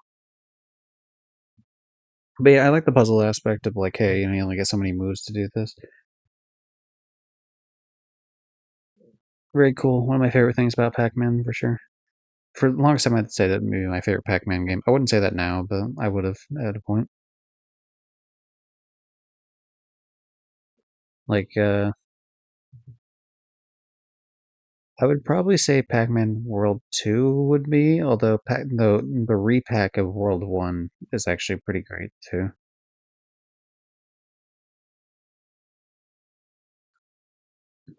But let's see what we got. Pac Motos. What was Pac Motos again? There was a couple of like 3D looking ones that I wasn't sure which one was which. Why does it feel like you're missing some games in here? Where the fuck is Pac Moto? Why is there a huge jump between 1996 VR and they had a VR game for Pac-Man in '96? What the fuck? But yeah, why is there a huge jump between '96 and 2011? Oh, that's for arcade games. Okay, I'm a silly little Billy. This is where all the other games went. Pac-Man World 2. God, I put so much time in this fucking game, dude. I love World 2. I never played the original World because that was on PlayStation 1. And I did have a PlayStation 1, but it was like a whole thing. We'll get to Pack in time. Don't worry. That's gonna be the last one we talk about because that's like a whole thing. But Pack and Roll. Oh god, fucking Pack and Roll. Championship Edition, by the way, like it's good. It's classic Pac-Man. And I'm a sucker for neon lights, so hey, throw that in a Pac-Man, and I'm cool with that. Uh, Pac-Man. Where the fuck is Moto? There you are. Oh, good. This has a list of all the fucking games. I can just click on it. It's nice.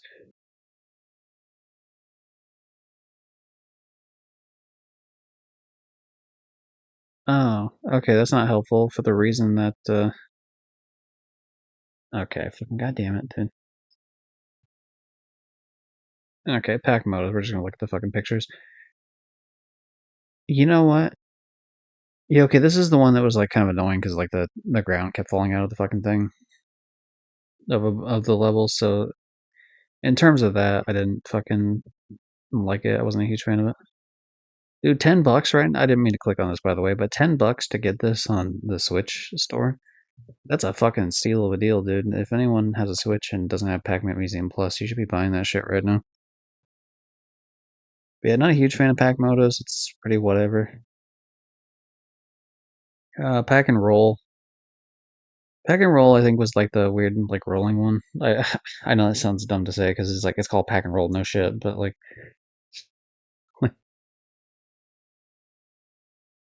it's like the one where you constantly, yeah, you're like a ball. It's like constantly uh, going through the maps. Yeah, here it is, right here, the remix. It's kind of annoying to control. It's not like a huge. I'm not a huge fan of it.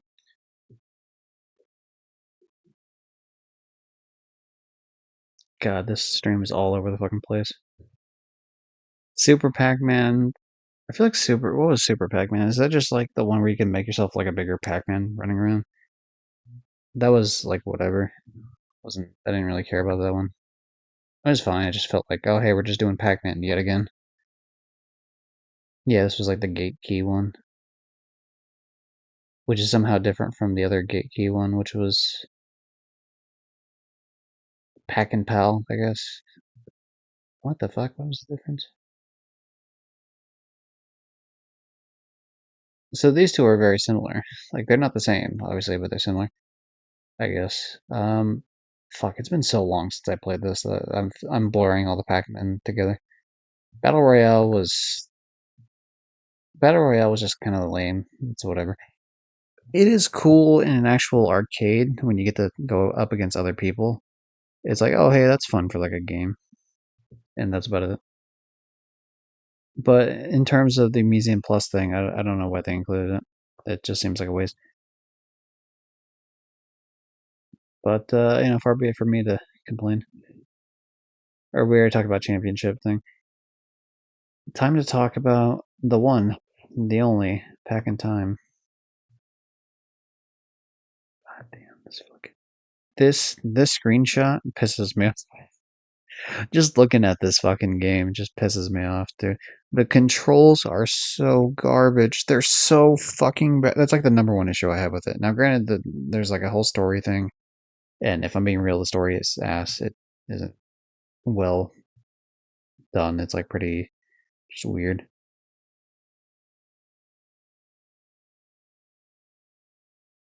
Um, but yeah, very very strange for sure. But the story isn't like the main issue I have with it. It is just nonsensical though. But it's just the gameplay really. In particular, there's a couple different areas where you have to use a rope to swing all the way around to areas, and it's hard to get through certain areas that they want you to get through. There'll be small holes that you have to get Pac-Man through, and there's enough room for him, but the swinging is very awkward, and so you have to space out the swinging just enough to get Pac-Man through. And a lot of times he's not able to get through a lot of them, so it's just a lot of trial and error.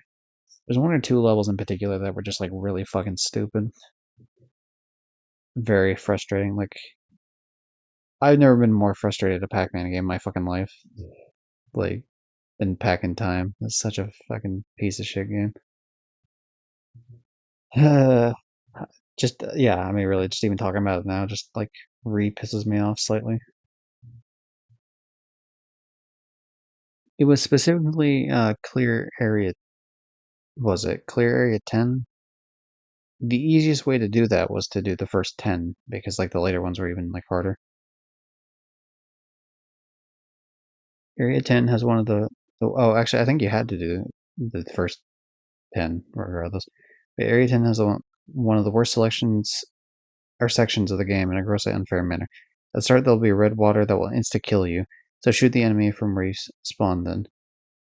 or sorry, from where you spawn, then equip the grappling hook and carefully traverse around the red water. The rest of the level is fine. Yeah, that was like a huge issue with it. Was just like that level sucked, but there was a couple other levels that were dumb too right before it.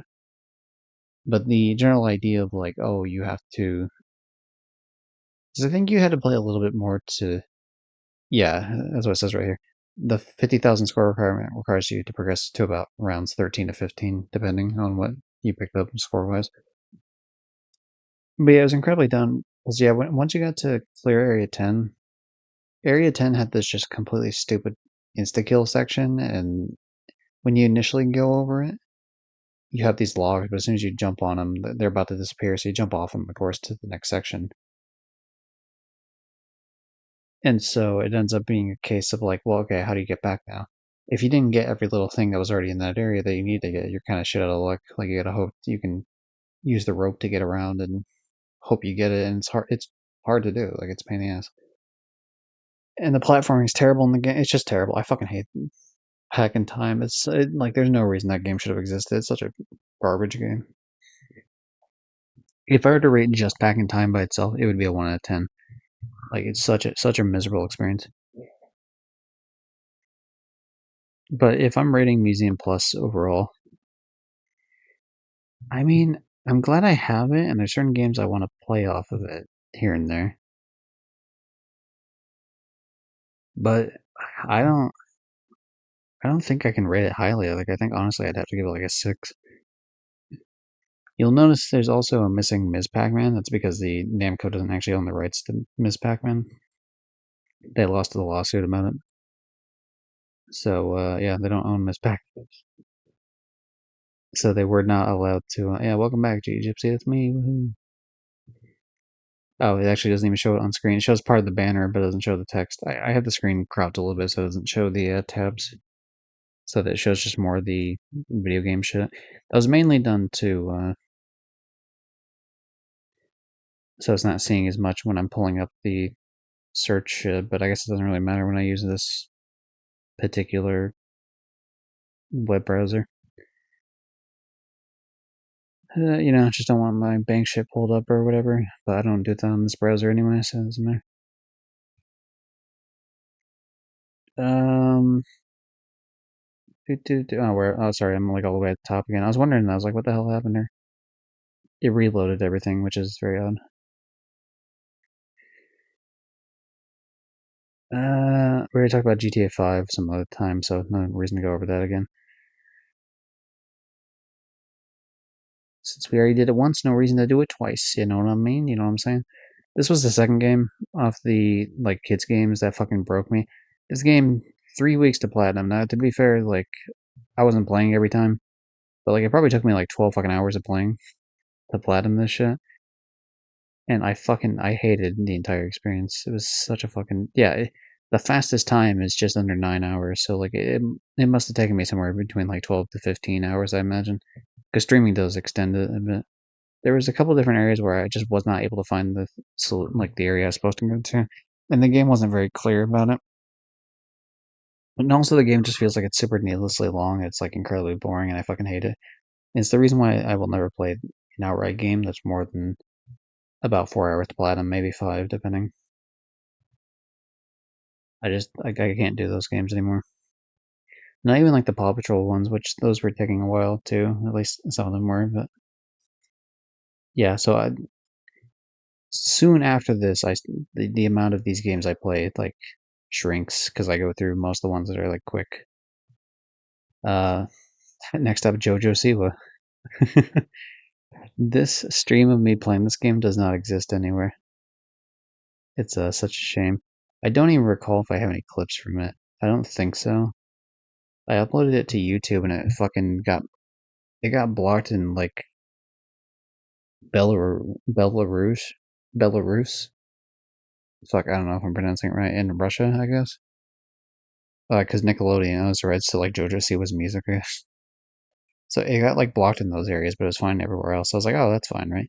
And then a few days later, it got blocked worldwide because her music is like all over this game, and so like it was blocked in almost every single fucking country in the world, and it's like, okay, well, there's no point in me keeping this up because this is blocked in like all the relevant countries. So I deleted it, but I didn't keep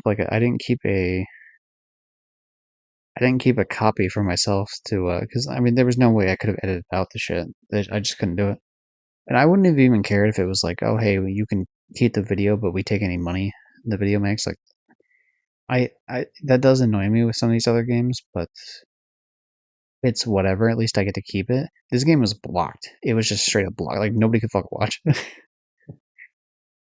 So unfortunately, yeah, it's just not on YouTube. The only people that know anything about it were the people that watched it live, like any part of it live. Like Rios watched a little bit. Johnny did, a couple others. And to this day, one of our songs, every now and again, a very small part of it gets stuck in my head. Like a kid in a candy store. So dumb. Also, shout out to that being a song reference. Yeehaw. Anyway, that game also sucked. I found a way to break the game too. And I sent a clip to like the developers. I don't think they did anything with it, but or I sent a timestamp. I think I should have made a clip, but I didn't. But yeah, there was a way I kept like reliably crashing the game every single time. A very specific area that I went through and swapped like a certain type of outfit or something, and it like crashed the game every single time.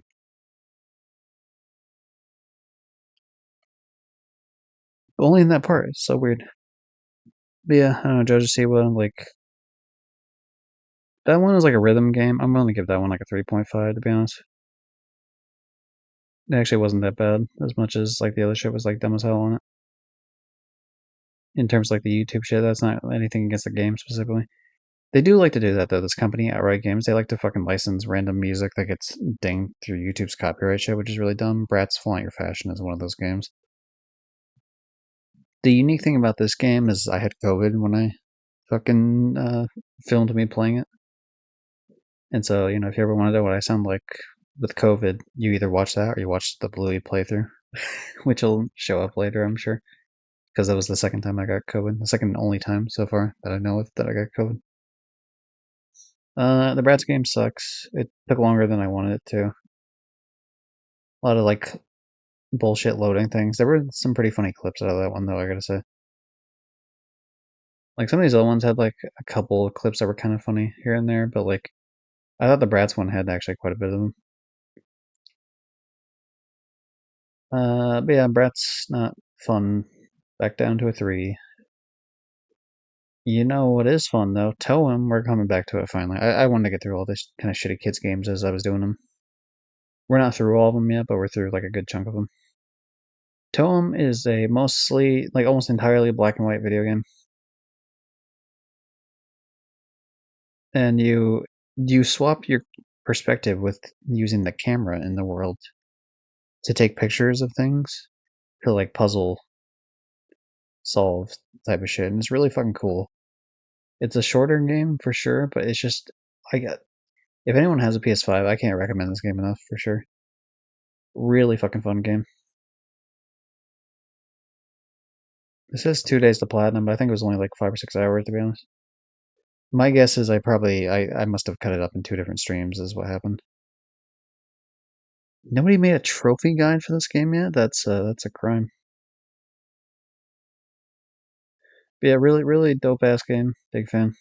Um I would say okay, there was a couple parts that were kind of annoying in the sense that like there was some shit that was hidden that was just kind of like annoying to find. So that in mind, like a little bit of a nitpick, but enough that I feel like I'd drop at least. I'd say like a 9 out of 10. Definitely recommend the game a lot, large amount. Has a lot of clips from this too, actually, which I enjoy. I'm just gonna click on the. Or I'm just gonna say this one immediately. Destiny 2. There was a. What would you say? There was like a fucking PlayStation Stars thing, which is a service where you can get points for playing certain games. They had one for Destiny, and it wasn't popping up. And so I thought maybe I had to play like a certain amount of it, like so I ended up getting a trophy in the game as I was playing. And come to find out, like you had to play a certain DLC for it to pop or something.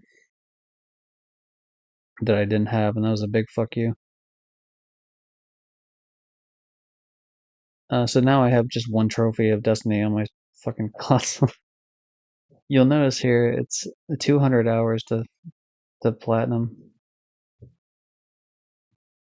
I'm never gonna platinum this game. I don't give a fuck about Destiny 1. I don't give a fuck about Destiny 2. I'm not a Destiny guy. I don't care. I just don't give a fuck, dude.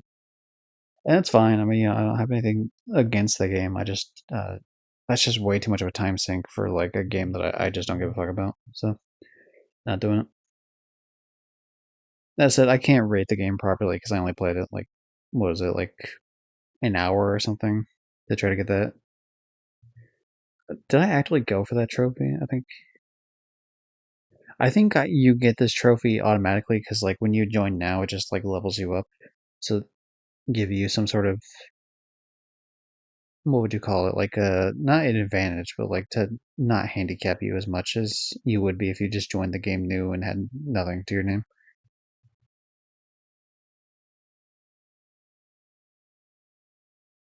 Anyway, Worms Rumble.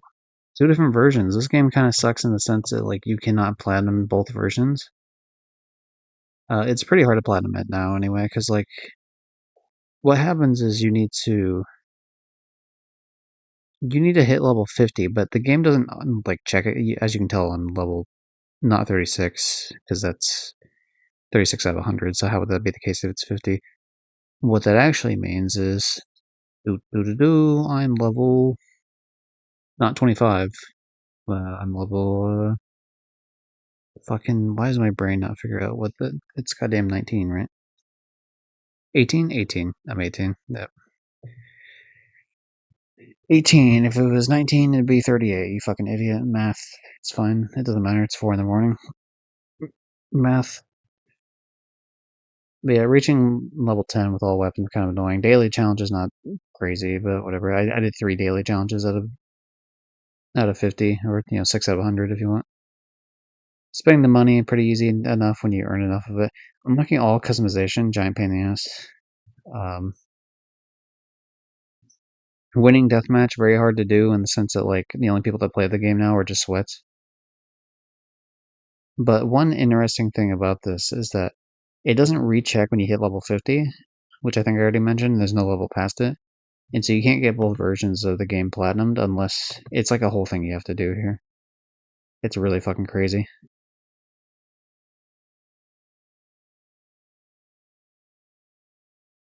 What was it?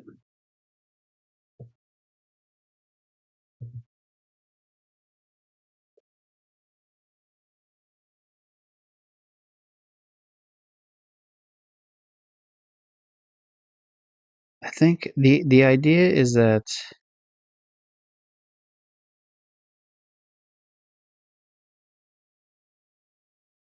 um the idea is that you have to like get the game close to level 50. You have to be like level 49 and like one game away from level 50, right? Just one tiny little fucking game away from level 50. And then you have to play the game and then you have to start the game on your PS4 after? Like, well, yeah, okay, yeah. Be one match away from 50, have both versions of the game open, play a match on PS4 for the trophy, play a match on PS5 and trophy should pop again. Or no, wait.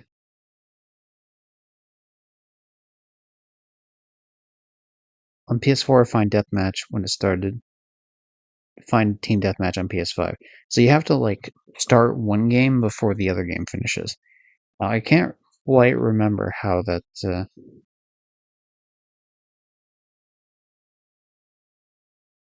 I can't remember. How do you get that to work, though? Because I think it's because it's the same game, so it doesn't close out your application like it normally would. Because normally it'd be like your profile opened a different game on some other bullshit. Uh,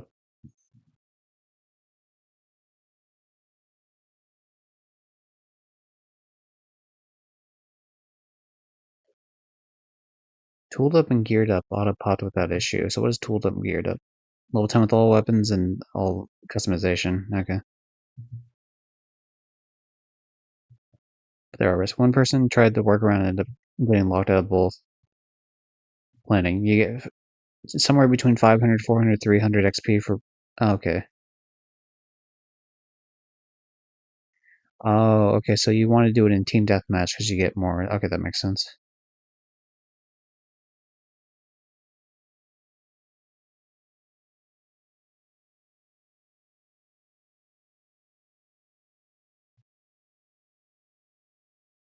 Huh. It's like a whole weird ass thing. Yeah, I can look at this later because like whatever. I don't want to make it a whole stream of just like trying to fucking figure out what to do. But basically, like that sort of thing's a pain in the ass.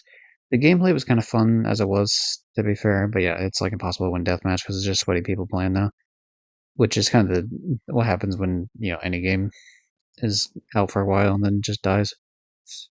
It's just like the hardcore players. Because getting first in a deathmatch, like all the other ones I was able to do, one that was really hard to do was the last worm standing. But everyone had one life, so you just let everyone beat the shit out of each other, and then you come in and swoop the last kill while they're fighting. It's like a whole thing. So I was able to do that on both. But yeah, it is pretty annoying because most of these trophies you have to do on both versions, so I had to go through and actively like do it again. The game itself is not like too crazy fun. It was okay. I don't know, 4 out of 10, I guess. The controls kind of felt a little annoying sometimes. Um, Stanley Parable, great game. I would say probably like a see the thing you can't really count it on the sense of like the trophies or like the achievements or whatever because they're designed to be like fuck you. So if you get any other trophy, then you pop it's the trophy that you get for this.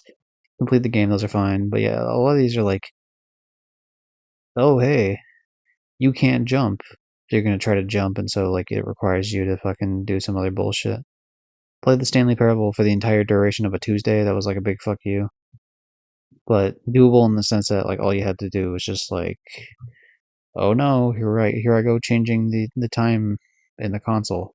Same thing with like don't play the Stanley Parable for 10 years. It used to be 5 years on Steam, uh, which is annoying because I actually could have gotten that on Steam legitimately, but because I didn't have my save for the game, like on my new computer, it even though I opened it after 5 years, it just was like, no, duh. It counted it as like a first time playing, which is a bit of a fuck you.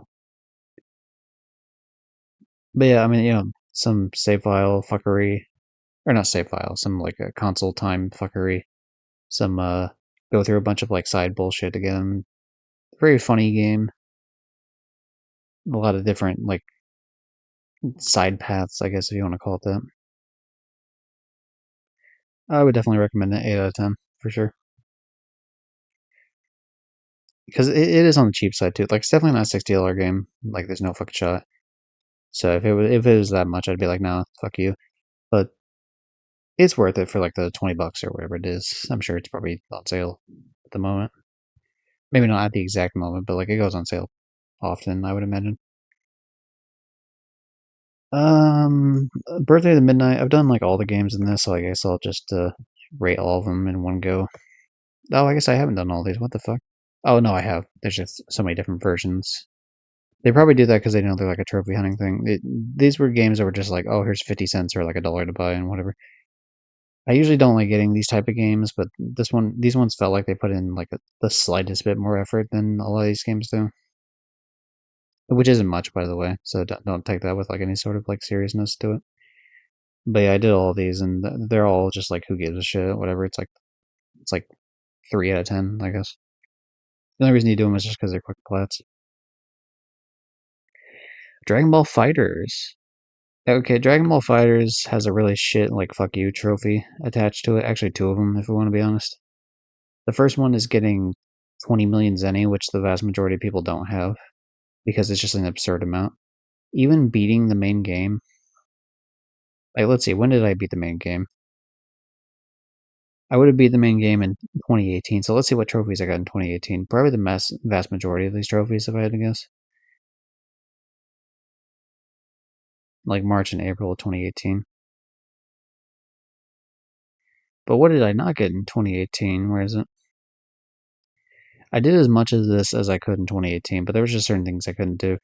I didn't even get to 5 million. I did not get 5 million.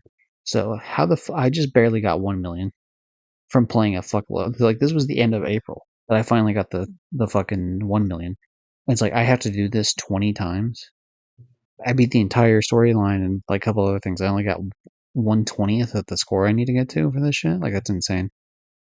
But then I was gone from the game for 4 years, and luckily I was part of an alliance or whatever the hell they're called for Gohan, and he's ranks pretty consistently high. So when I logged back in after like 4 years, it gave me a bunch of back end rewards for every week that they had challenges, and so I got like 4.5 million, which is how I immediately popped the 5 million one. Got that one as soon as I logged back in. But the real annoying ones were like trying to get 20 million. As you can tell, this required a lot of what was it? It was like it's farming in the sense that like you had to load into like offline mode, turn the console. What was it like? Turn the console internet off, turn it on, get into it, or no, it was like load it with the console internet on, which gives you a login reward if it's like a certain day for the login reward. Turn off the internet real quick before it like fully syncs to the online servers. So you get to keep the reward, but it like doesn't count on your account, but like you still get the money. So you had to do that a bunch, but you're only doing it like if you were lucky, you were doing it on like 100,000 drop, and it took a while to get through. And if you fucked it up, then you had to wait for the next event. It was like a whole thing. But yeah, eventually I finally got 20 million. It was a giant pain in the ass. The other one that was a giant pain in the ass was this one, the lovely 530,000 battle points. There's a whole yeah rank division shit. The ones that are relevant to what we're talking about are these ones in particular. I guess more so actually just these ones. So yeah, ranked you can only play with people that are 2 ranks above or 2 ranks below, like anywhere within that range. You can obviously play the same rank or someone just one above or one below. Yeah, you can get paired with anyone that's in like a country that you're in. It makes it kind of annoying because like if people have this trophy and you're just starting out, you cannot pair up with them because as you can tell, there's more than 2 here. You don't lose points in fighting online until you get 100,000, and then you can start losing points. So like you're safe to almost get to Saiyan level, just even if you suck. But after that point, like I'm shit at fighting games, so I never really got past that point. I couldn't even get to Saiyan. But yeah, so Cybermen and Earthling don't really matter. So really, you're talking like you get to Namekian and from here to here. So really, from Namekian, you can only fight people that are like below you, Cybermen, Earthling, or you can fight Saiyan or even up to Frieza. So the only way to like would you say to boost this with other people is someone else who also needs the trophy, or someone who allowed themselves to be tanked down to nothing to help other people. But I just it was someone who needed it as well, and so we trade wins. The idea is that you trade back and forth 2 wins at a time because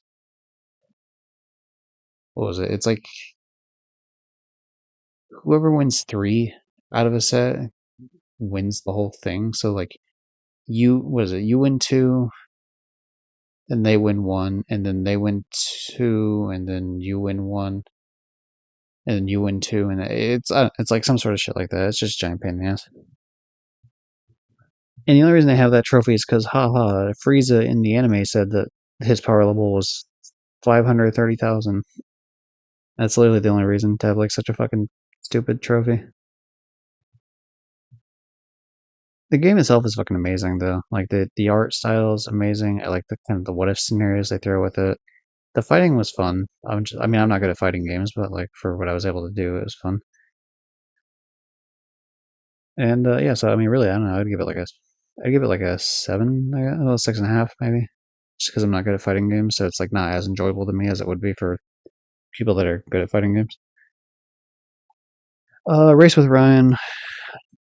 Why did it take 7 hours to do Race with Ryan? Why did it take 7 hours? This is not a game that takes 7 hours. Why did I?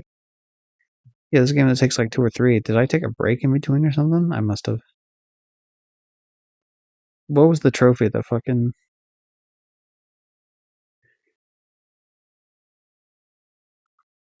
I don't know how to sort from earned it. Uh, yeah, I think I came back to play this later on. My guess is I probably went to go eat, and then I came back later to do a couple other bullshit things. This is not like that hard of a game for sure, or well, not that long of a game. It's still a shit game though. 3 out of 10. Peppa Pig World Adventures. Besides the fact that it's funny that they have a tribute to the Queen because they've made a entire level based on like the Queen being there, and she was there, but she had died in the real world before the game was released, and so they had to put in like a fucking instead of scrapping the level because they already put in so much time and effort and it was about to ship out. They just put like a like a rest in peace thing for it, which is hilarious. Fucking damn it! All right, but yeah, 3 out of 10. I mean, it's not a good game. Who cares? Gigantosaurus Dino Kart. We just recently played another Gigantosaurus game. Uh, Dino Kart's like a 3 out of 10. It's whatever. I think on this one you can actually turn on auto drive and it just drives for you. So if I'm not mistaken, I just kind of sat there and like let the game play itself for for the stream. I think I was able to let it play itself, and then I would drift, and so I just like forced it to drift. I can't 100% remember. A couple of these games let you drive, and like some of them do, some of them don't, where they just auto drive. The reason I never played this one in particular is because the time to platinum it is fucking horrendous, like 6 hours, almost 7. And like I said, I don't play any of these shitty games that take that long anymore. The whole point of these is that they're quick, like get in, get out sort of deal.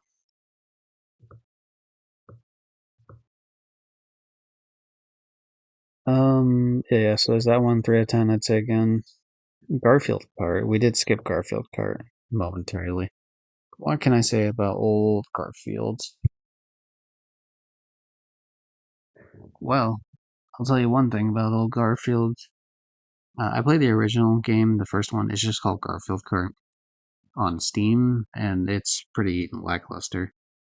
Like, it's just a shitty kart racer. Same thing about Furious Racing, but Furious Racing does look a bit nicer. And I think it does have a couple more uh, customization options and a couple more characters and such. Still a shit game, though. Would not recommend. I mean, there's better car racers that are worth your time. Even as a meme, it's not really worth it. Maybe the first Garfield card is just because it was pretty fucking cheap. I don't know how cheap Furious Racing gets. 3 out of 10. Like, it's about the same level as the other shit. To be honest, very who gives a shit. Watch Dogs 2. I don't know if I did Watch Dogs 2 already. I'm gonna assume the answer is no. When I was doing the other Watch Dogs games, or the other Watchdog game, I guess, because I did probably both versions of one if I had to guess. Watch Dogs 2 is a lot of fun. The story's kind of like what the fuck ever. It's very goofy. I think it's weird that your character murders people and like we're just all supposed to be super goofy about it. That said, the gameplay is quite fun. It's more fun than the original Watch Dogs. That said, I dislike that you don't get digital trips from the original. Like that was in the original Watch Dogs, and that was like some of my favorite shit to do. And there's not really like a digital trip thing for Watch Dogs 2. At least not to the same shit. Like I know there's like some coin run around the map thing. I believe that was into. Well, yeah, I can actually just double check this. Why not?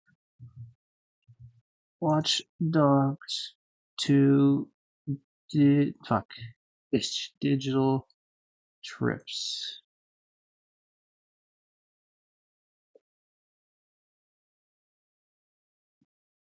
Yeah, digital trips were only in Watch Dogs 1.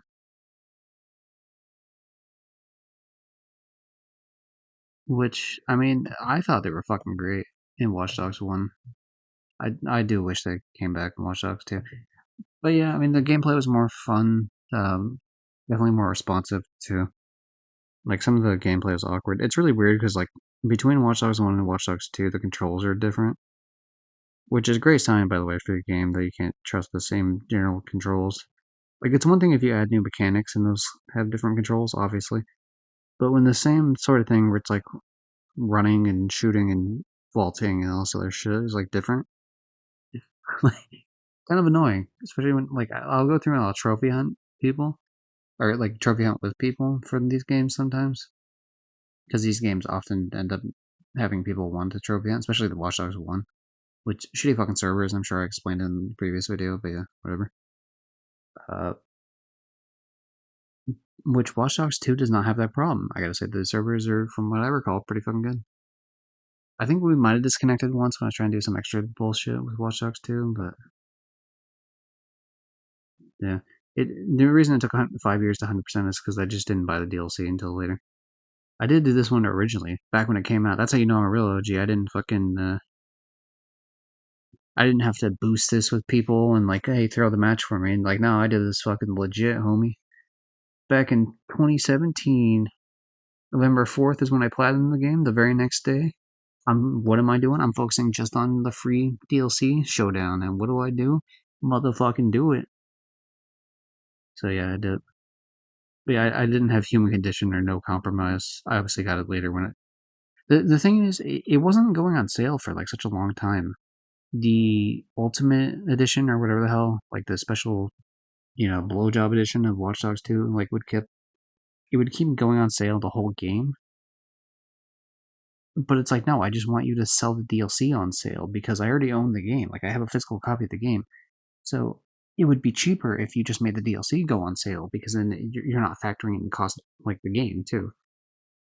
Which I mean, yeah, there are points when I think it would have been cheaper to get the whole game with the DLC as opposed to like the DLC thing at full price because the other one would have like a sale. But no, I was like, fuck that. But eventually it went on sale like the DLC season pass bullshit. So I finally got it back last year. So which pretty good DLCs I thought.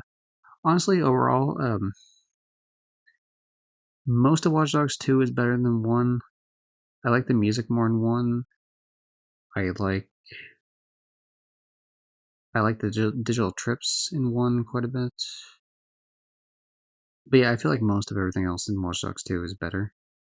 It's really weird because it just does not feel tonally consistent with the Watch Dogs 1, like at all. Which is probably for the best because Watch Dogs 1 would try to be like serious, and for the most part it was serious, but there's some story beats in 1 I like more than 2, for sure. Like, I don't remember most of the story of 2. I remember some of it, but not a lot of it, whereas I remember quite a bit in Watch Dogs 1. But Watch Dogs 1 also has like the huge Watch Dogs 1 plot hole, which I've made a video on, clipped out of like when I talked about it previously. But yeah, there's like a big plot hole. There's actually 2 big plot holes, but one pisses me off more. So Watch Dogs 2 doesn't have that, luckily. I don't know if I heard on the mic, I was taking a drink. And watch me do it again. This game's an 8 out of 10, by the way.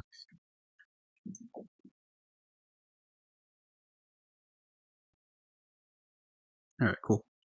The reason being that even if the story's not like the best, sometimes that's not really what you're playing Watch Dogs for. You're playing it for the fun gameplay. Golf with your friends. I feel like I've talked about this before. I want to say I have. When would have been the time that I? Yeah, I must have talked about this before. The original game is pretty great, a lot of fun. Kind of annoying to trophy hunt in a couple parts, to be honest. And the physics sometimes get lost in certain areas, especially like the worms levels are a bit scuffed in a couple sections, but overall a lot of fun. So the original game I would have given probably like a 7.5, I guess.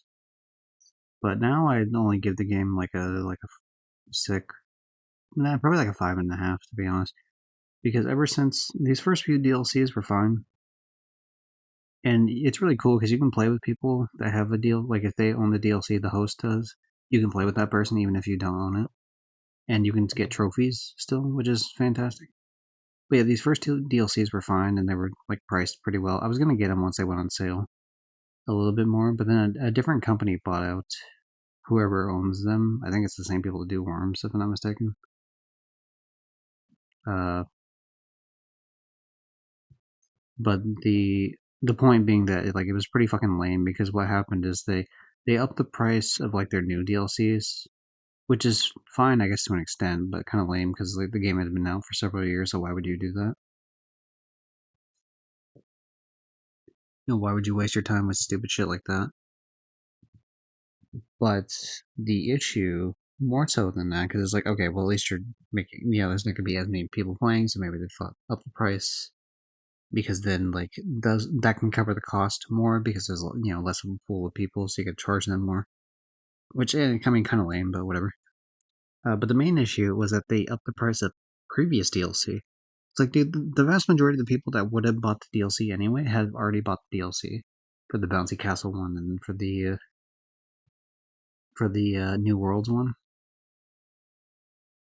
Actually, is New World? I don't even know if New World was like a paid pack. I don't think New Worlds was a paid pack. I think it was a free DLC. But yeah, it's like Bouncy Castle. Like people fucking would have already bought that as is for the most part. Like, how are you gonna up the price? And then like it goes on sale often for like half off. But the thing is, even on sale half off, it's more expensive than it was before at full price. Like this used to be what it used to be like $3 for this, and I think they sell it on sale for like fucking like 8 or something. Like what the fuck, dude? Let's see, can I PlayStation Golf with your friends?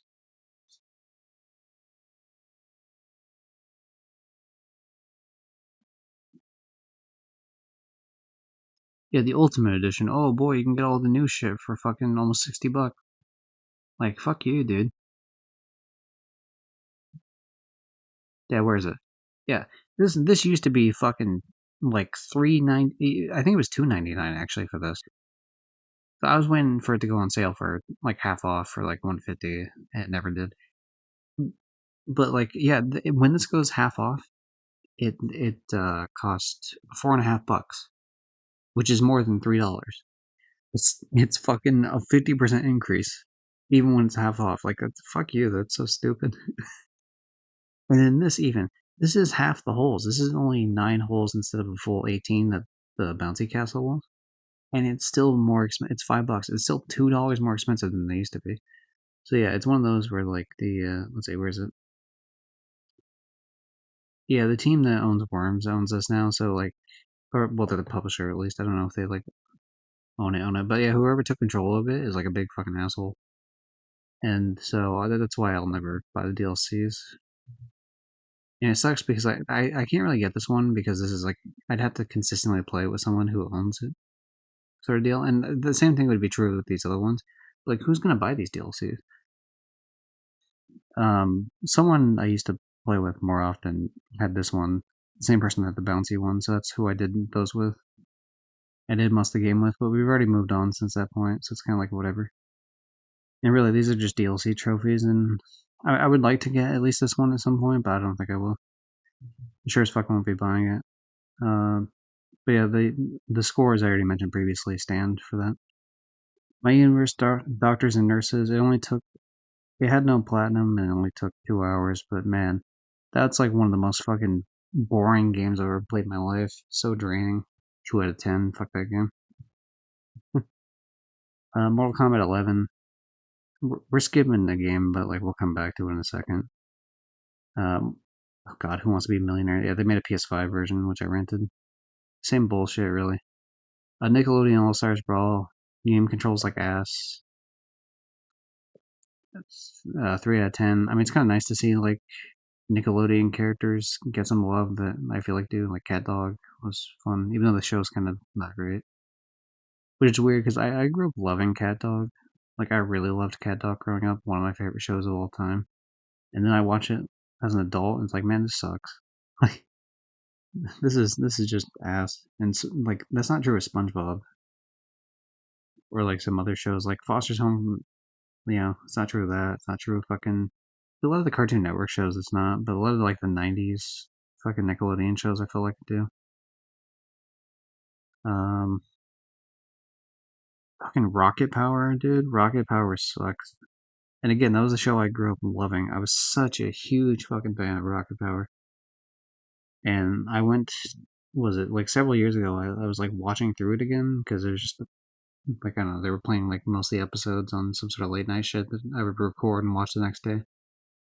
And man, that game is, or sorry, yeah, they had a PS1 game actually too that I used to own.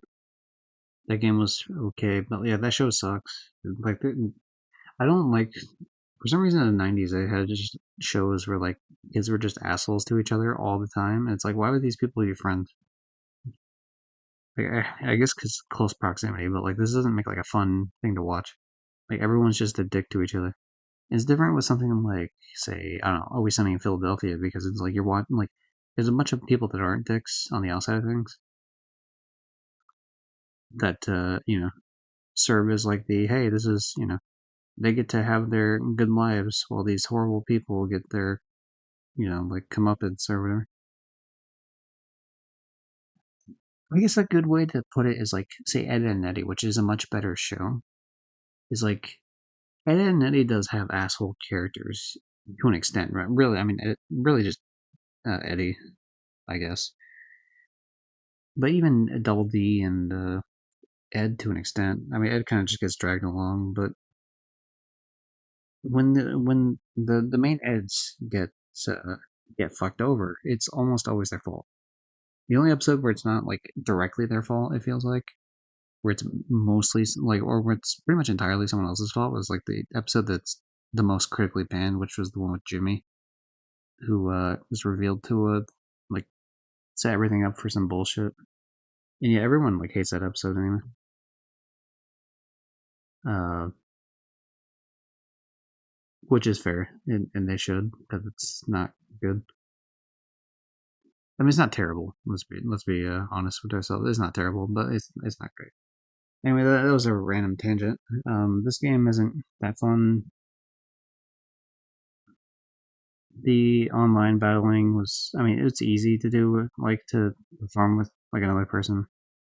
I was obviously able to do that pretty quickly in the sense that, I mean, they took 2 weeks, but really it was just the difference of like trying to get other people to play with. It's not like 2 weeks to actually play it. If I had to guess realistically in terms of how long it would take, it'd probably take like one day to do it, and probably not a full day. It would take like 6 hours or some shit. Okay, this wasn't fair to count this one because this is auto pop. Let's try to look at one that's not auto pop. Why did I not get mine to auto pop then? Why did other people get their shit to auto pop? What the fuck? How did people get their fucking thing to auto pop like that? What the hell? Okay, so that was the PS4 version, which I did after. So like, how? How did people get like? How do so many people have 1 second in this? Did they do an update after the fact, or was there an update and I just missed it? Maybe people played this on a different platform and they were able to sync it like from some other thing. I have no idea.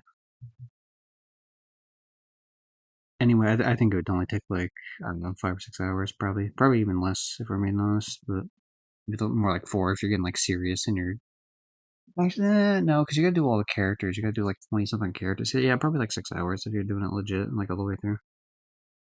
Here's the Mortal Kombat 11. Again, this one just was mainly auto pop. There was a couple trophies that didn't. I know I didn't talk about the original Mortal Kombat 11 Platinum, but we'll go on that in a second. You'll notice most of these are like, it's really weird if I'm not mistaken, because like these trophies would pop.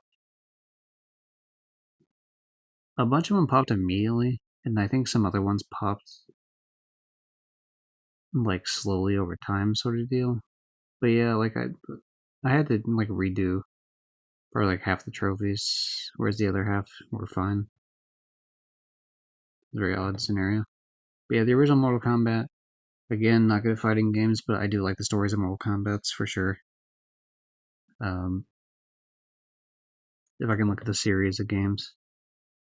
I'm holding off on getting Mortal Kombat 1 because I'm kind of sick and tired of buying these games, and then fucking they just released a bunch of DLC characters, and I never, like, I just have to wait forever. I'd rather just buy the Ultimate Editions of these games and just call it a day. But yeah, I never had the arcade collection, where the fuck that is.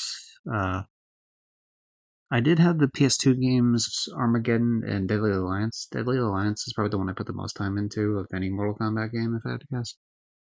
Really enjoyed that game. Mortal Kombat 9, big old fuck you game. Shao Kahn's a dick. Yada yada. Mortal Kombat 10 also has fuck you trophies. Really, a lot of these trophies in fighting games are a bit fuck you sort of scenario. 11 was like actually pretty easy and simple to get, all things considered. It looks like Mortal Kombat 1 might be also, considering it's 10%. I'm not sure. But you'll notice most of these other ones have like ridiculously small amount. Less than 1% on like most of these. And then on this one, it's just slightly over 1%. So yeah, dumb and stupid. Whereas this one's like a 7%, which is way higher. But yeah, I did most of these back in when I played it back in August. Which is funny because like I started playing this on the August 3rd, 2019, and then I platinumed it August 9th, 2023. So pretty much exactly 4 years later, which is interesting. But yeah, most of these were like fine, but it really was just like having to farm certain things, which was annoying, like 100 brutalities and showing like pretty much the difference of like I stopped trying to do most of this shit in the sense that I knew it was gonna be really grindy. I was like, fuck it, I'm not gonna get the platinum anyway, because I mean, look at this, like online matches. But now that at that point the online was dead, so I was actually able to do them. So like the verses and the I could like farm with other people sort of deal, boosting, pay the respect. That was something, I guess. The respecting was a lot more annoying in Injustice, I gotta say, because you had to guess the right player. Whereas with the one in Mortal Kombat 11, you could just pay respect at the end of the match.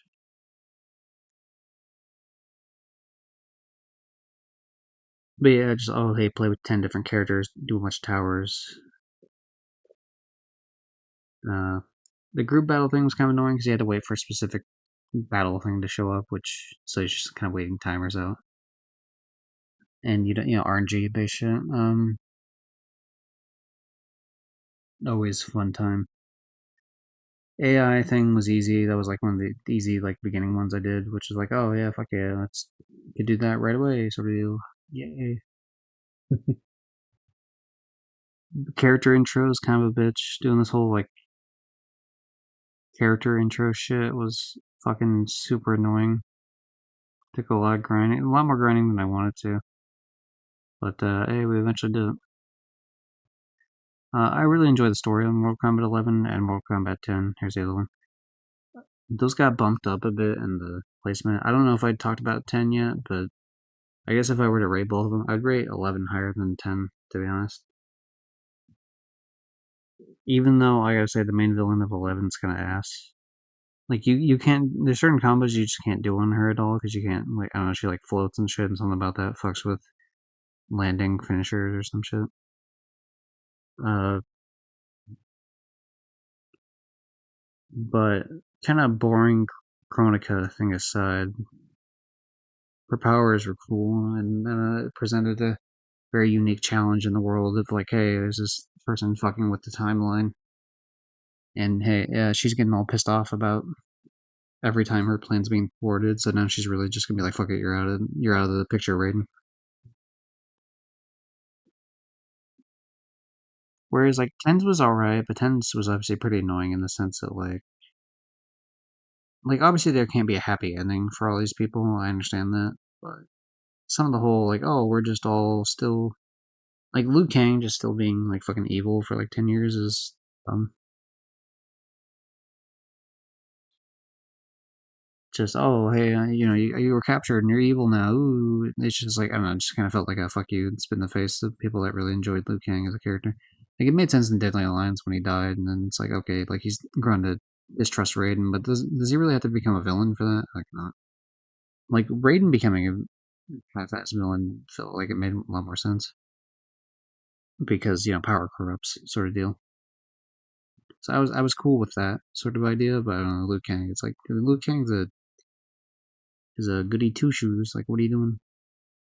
I understand it's like oh because he's dead and so he's like evil magic. But eh. So I don't know. Mortal Kombat 10, I'd probably give like a 7. Mortal Kombat 11, I'd probably give it like an 8. Gun Crazy. I thought it was fun for what it was. Only took 10 minutes to platinum. I would say a quick platinum game, pretty cheap, but at the same time, it's one of those things where it's like, oh, hey, that's, like at least the art style is kind of cool, and it looks like there's some effort put into this. No Time to Escape. This was one of those meme games. Pretty hard though. Like most people don't have the trophies in this. 0.85% completion rate, which is very low, of course. A lot of people got this game though. Like, how many people have this game actually? 6,300 people have this game, but why is it 9% average completion, but only 0.85% 100% completed? Does completion mean like just beating the whole game? I'm not sure how they do that because there is this trophy for beat the whole game, but that's 10%. Even if we count PSN, that's 6.6%. Very odd. But yeah, some of the trophies were like kind of pain in the ass in this for sure. Like took a lot of effort. Like this Steed Run thing where you got to play through straight Jacket Darkness universe without dying with a horse head. This one where you have to do it in a minute with the monocle and the top hat. This one where you get the side scrolling thing without dying as a dinosaur. Like there's a bunch of weird, like wacky, different types of puzzles. I really enjoyed this game for sure, and I was happy to 100% it. Probably would give it like a. It's not a game that I would go back to. It was good for the experience that it was. So I'd probably give it like a 7, but it was very inventive and fun. Whereas like some of these other games I would rate higher. Like I would eventually go back to Mortal Kombat at some point for like the story, I guess, or like Toem, same sort of deal. But like, eh. That's not to say like you automatically get a lower score just because your game's not a game I would come back to play necessarily. I don't think it's fair to consider it like that. But it's it is a potential to mark it down less because it's not like you don't want to play through it as much. But yeah, if it leaves like a profound impact, even if it's just a one and done thing, like that's still fine by me. That's definitely worth the price of admission.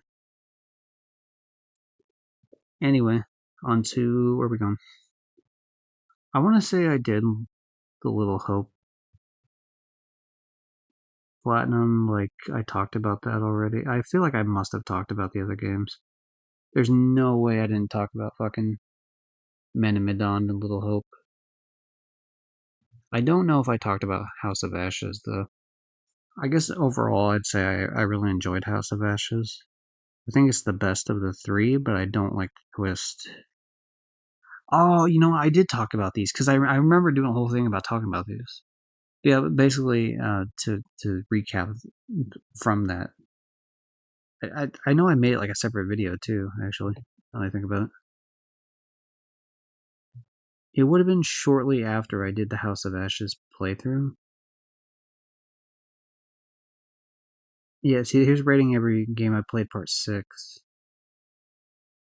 and then a clip from that. So it must have been like part 5, I guess. Yeah, part 5 seems like it would make the most sense just because I haven't run into the playthrough yet. Because this is not. Because I played it back in October. Rating every game I played, part 5. So more than likely it would have been part 4 if I had to guess. Yeah. Rating Menomedon, Little Hope, and House of Ashes. So there's spoilers for those if you want to see what my idea is on those. It's like a 12-minute part of just that. Which I think this is actually. I think I talk about this in this like playthrough of House of Ashes specifically, and I probably reiterate a little bit of it from in the rating every game I played part 4. But yes, I'm not going to be a dead horse on that one, but I feel the same way about him. My hatred of Little Hope is less. It's just more of a disappointment. It was always a disappointment, but disappointment's just a little bit less. But I wouldn't change the score on it though. But yeah, okay. There's those. Showdown. Oh boy. We're not before we. I can't comment on Final Fantasy VII, by the way, because I bought it because I was like, oh hey, I like the remake. I should play this. I played a little bit of it, and then I got distracted by other games, and then I never came back to it. And so I don't know. Eventually, I'll do it, especially because there's an easy way to do like cheese shit with there's like cheat codes built into it. So you'd be like, oh, that's not the authentic experience. I don't give a shit, dude. I don't have time to fucking. I don't care. I think the graphics look like ass. I don't have the nostalgia for PS1 graphics like some other people do. I think PS1 is like very, even though that was my era, 64. PS1, I mean, PS2 was more my era, I guess, in a sense, in terms of like when I was actively able to play games. Um, but yeah, it'd be a case of like PS1 just has shitty graphics. 64, like if they're not stylized, right? If you're trying to go for like a semi-realistic look, then the weird polygon triangle type shit, like it doesn't look good. It doesn't look good. It just looks bad. It's a very awkward transition period for 3D, and it needed to happen to be able to get 3D to where it is now. I respect it for that, but it doesn't like a lot of things look terrible because of it. Look really fucking bad. I mean, that's not the case for like NES or SNES. You know, it's just it's not. You know, like Genesis and shit. Like,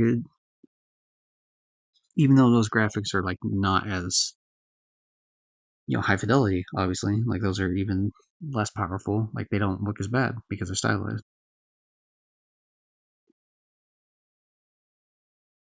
So yeah, um, that's my that's my fucking thoughts on PS1 graphics.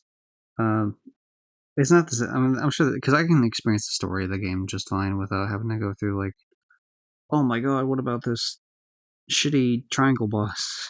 Like that. It's like I'm not speaking through the dialogue of the story or anything, so like I'm fine with that. Um, to go back to a previous game that I kept skipping by, Minecraft Dungeons.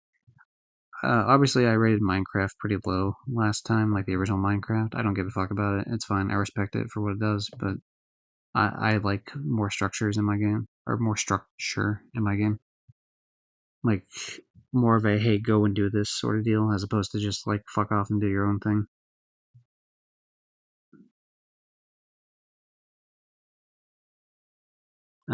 But yeah, in terms of, like, this had a lot of trophies, and technically you can actually platinum, or you can 100% this without having any DLC. Some of them would be pretty hard to do without DLC, though. Like, there's one where you have to own every single item in the game. Not all at once, but you just had to have gotten it at some point. And that one's a huge fucking bitch to track if you don't have DLC because you can't check the missions to see like the check marks to see what you have or don't have. Same thing with some of these other things of the what side mission like side areas you've unlocked, whatever the hell they're called. For some reason my brain can't think of the damn name. The secret missions as they're called. But yeah. It's one of these, I think. What hidden death? Echoing, it has to be here. Uh Yeah, unlock all mission item drops in the base game and DLCs. Now, to me, that's just kind of a big fuck you. I get it because it's like, oh, hey, this is for people that bought all the DLCs, but like, that's a DLC trophy you couldn't get if you didn't have the other DLCs. I mean, technically you can because you can play with other people that do. That's the only way to do it. But it's just really hard to keep track of that. You would have to have like a spreadsheet and then like check off the things that you do have, and it's just that's a lot of effort for something like that. But how do I feel about the game? I mean, this is what is it? I think people joke and say this is like baby's first Diablo. But and I've never played Diablo, but I like that type of gameplay style. I think I definitely like it in this game. A lot of my Minecraft knowledge, I think, comes from this and the Minecraft story mode, which I'm pretty sure I've talked about both season one and season two of this. But yeah, I enjoy this game. I don't play as much. Or I don't really play it anymore. For a while, I was playing it quite a bit, even after I 100%ed everything. And I help people with this every now and again, but I got quite a lot of mileage out of this game for sure. And I think it was a free game, but I did buy the DLCs and shit. And I even bought the season 1, 2, and 3 shit that you didn't have to buy for the season passes, just because it's like, hey, why not support it? But yeah, very very long game, but very enjoyable. I'd give it like a.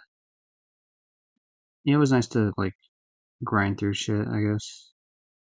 Even though some of the drops are kind of annoying, and you can kind of cheese some of the drop stuff, but like the to an extent. But there are still some annoying things like uh the season XP sort of things are just really hard to get unless you're cheesing it. So with that in mind, I'd probably give it like a 7. Anyway, back up. As you'll notice, I'm skipping Yakuza 4, of course, but it's because I realize I'm already 2.5 hours in the stream, and I don't think I'm going to get to the Yakuza games quite yet. I don't know if I want to wait till I do Yakuza 5, because I'm in the middle of working on that currently, if I scroll up more towards the top. The thing is, the main Kiryu saga of things goes from 0 all the way through 6, from what I've been told, and not to say, like, there's obviously the man who erased his name or whatever the fuck, but that's kind of neither here nor there. But yeah, it's not like the original set of story, and I will play that eventually, but that's not what I'm as concerned about. But yeah, I don't think I can realistically wait until Yakuza 6 for that. I might be able to wait to 5, just depending on how long that takes. I'm about halfway down with the completion list of 5, and also about almost halfway done with the trophies as well. So yeah, that's all well and good and fun. But where did I leave off? Life is Strange: True Colors. I don't remember if I talked about this in a previous one. I feel like I might have, but let's just say I didn't, and then I'll just say that the powers are the quote unquote power that she has here is weird. She can just sense emotions, but it is a power in the sense because she can actively take away emotions from people, which is like a plot thing that ends up being used. It's really weird. But yeah, your choices really don't affect anything in the story, if we're being honest. I mean, there are a couple things they affect for sure, like absolutely, but overall, not really. Whereas, like, Life is Strange 2, the choices, like, vastly affected the endings. And Life is Strange 1, they did affect the endings, but really the endings kind of negated the entire experience, if I'm being honest. I'm pretty sure I already talked about those in length. Well, I know I did talk about the games in length, but I'm pretty sure I talked about those specific points of my contention in length. But yeah, in terms of, like, those things aside, where it doesn't really affect, like, the endings are pretty much the same regardless for Life is Strange: True Color. It probably is the better game out of all three. The characters, like the writing's better. The fucking first, it also has Arkanoid just randomly in the game than one of the arcade things that they have around town, which is cool. I'm a huge fan of. Well, I wouldn't say huge fan. That makes me sound like a super fan. I like Arkanoid of the game, the original anyway, to an extent. But there's that. There was a cool like RPG section where it's like or like a live action role play thing, a LARP. Sorry, I don't know why I forgot the word for LARP.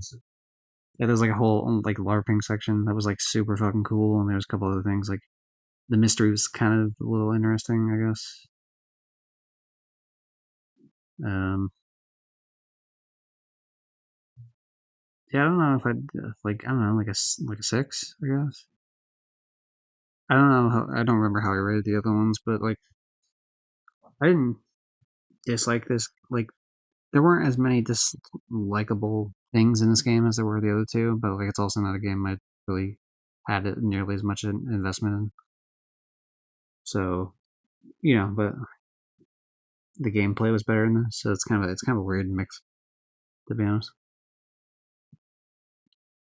TMNT, the Cowabunga collection. So this is just a bunch of Teenage Mutant Ninja Turtle games.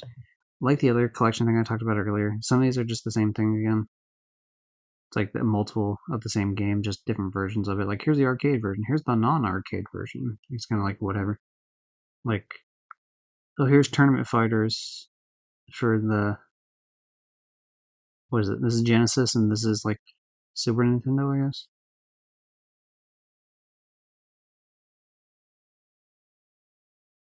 I think. I don't know, whatever. But there's just like shit like that where a couple of them have the same game, or like they'll be called something different. Like there's a this one's the NES version of the arcade game, and whereas this is like the arcade game. It's the same game, but they're like slightly different. Really, and this was fine. It it's fun to play through some of these beat 'em ups. But yeah, I cheese some of the shit for trophies, of course, because some of them were just kind of shitty. I thought. I didn't feel like Tournament Fighter was that fun. The NES game is kind of just like notoriously difficult in terms of like not like Ninja Gaiden level of difficult. It's just kind of like there's a couple fuck you sections really. And I played it. I have an NES and I played the original a decent amount. I probably made it about halfway through the game multiple times. So it's just one of those things where it's like, whatever. I mean, if you like Teenage Mutant Ninja Turtles, you'll like the game. So I don't know, like a 5, pretty middle of the road. I feel like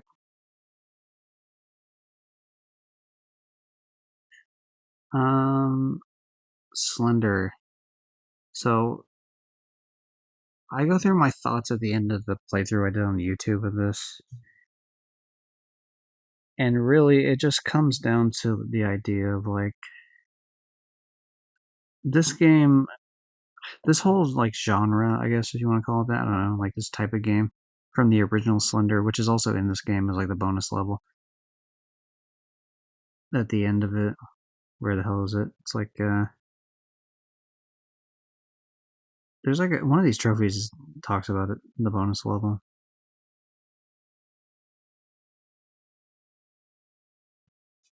Where the fuck is it? Why can I not find it? It's not the Abyss one. It's not this.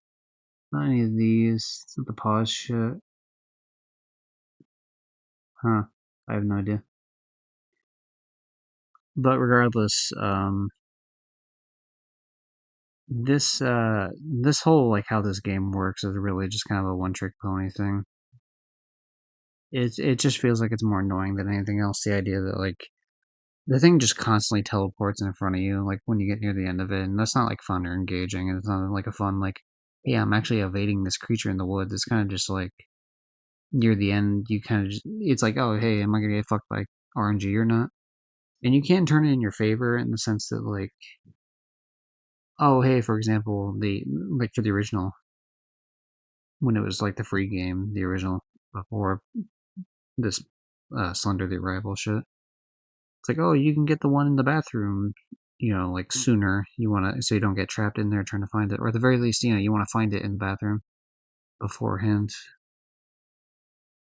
Like you actively want to go around with the, turning on the lights only like little bit by little bit and find the pieces before you start picking them up, so that you have a plan of attack. But when it comes to it's just like I don't know, it's just kind of lame after a while. It's just like, oh, we gotta find where it randomly spawns and go grab them and avoid the thing. I don't know. It's just like, I mean, that is the gameplay. Like, I'm just describing the gameplay, but it just feels boring as shit after a while. Not fun. It just feels, just like, it's like, oh, this is tedious. Like, is the character gonna be there or not this time? I don't know. With like other stealth games, it's like, oh, hey, this character has like a set path that they go down every time or something, and I can avoid this, or I can use these things to make them go somewhere else or whatever the fuck. And not to say that there's no manipulation you can do, but it's kind of whatever. As you'll notice, I didn't beat the game on normal or hardcore because when I finished at the end, I just kind of was like, whatever about the game. Especially because harder difficulties just add a bunch of extra tedious bullshit on top of it, which was like my main gripe with it. If it just made Slender, or if it just made the enemies a little bit harder, that'd be one thing. But then it's like the gas generator level, for example. Well, now there's what is it? There's like more of them or something, I think. And then there's the corn area, like the field that you had to avoid to do, but then now you have to find a bunch of them in this underneath section, and just like, oh, we just added more shit, and it's like, just kind of lame. Just I don't know, maybe it's just me. The thing didn't click, but I kind of felt that way about the original Slender too. It's like once you get like I never fully beat all 8 pages, but I did get up to 7 one time, and most of the time I was getting about 5. 5 or 6, I guess I should say. Because every time you get like an odd number of pages, it jumps up in difficulty. So when you get 1, it's something, and then when you get 3, it's more, and then 5, it's more. Like the music starts swelling, the Slender gets more aggressive, yada yada. But I did finally beat it with this secret level with this, obviously. But yeah, it's just kind of I don't think it holds up well. I think it's one of those type of games where it's just like the meme quality like carried it into super popularity, but it doesn't have a lot of substance to it. Same thing with the idea of like the I Am Bread or like the Surgeon Simulator, like shit like that. Like QWOP even, like there's so little meat to the bones of these things. Whereas something more like Happy Wheels, for example, like because there's so many different user created levels type of thing for it, I feel like that has a lot more staying power because there's you can like add more unique shit to it.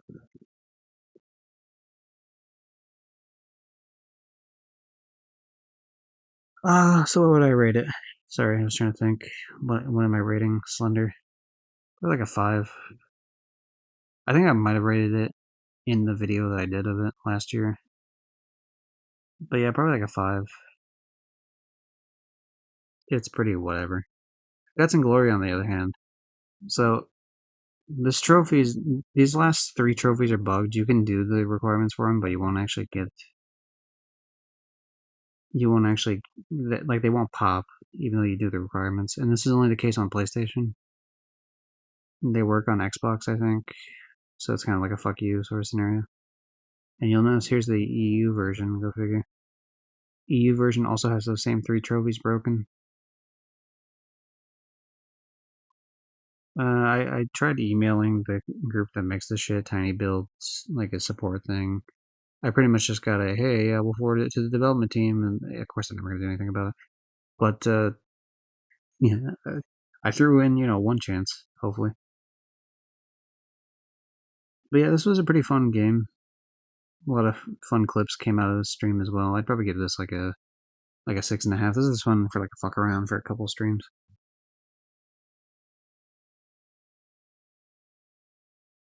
At least I'm pretty sure it was 2 streams. It might have been 1.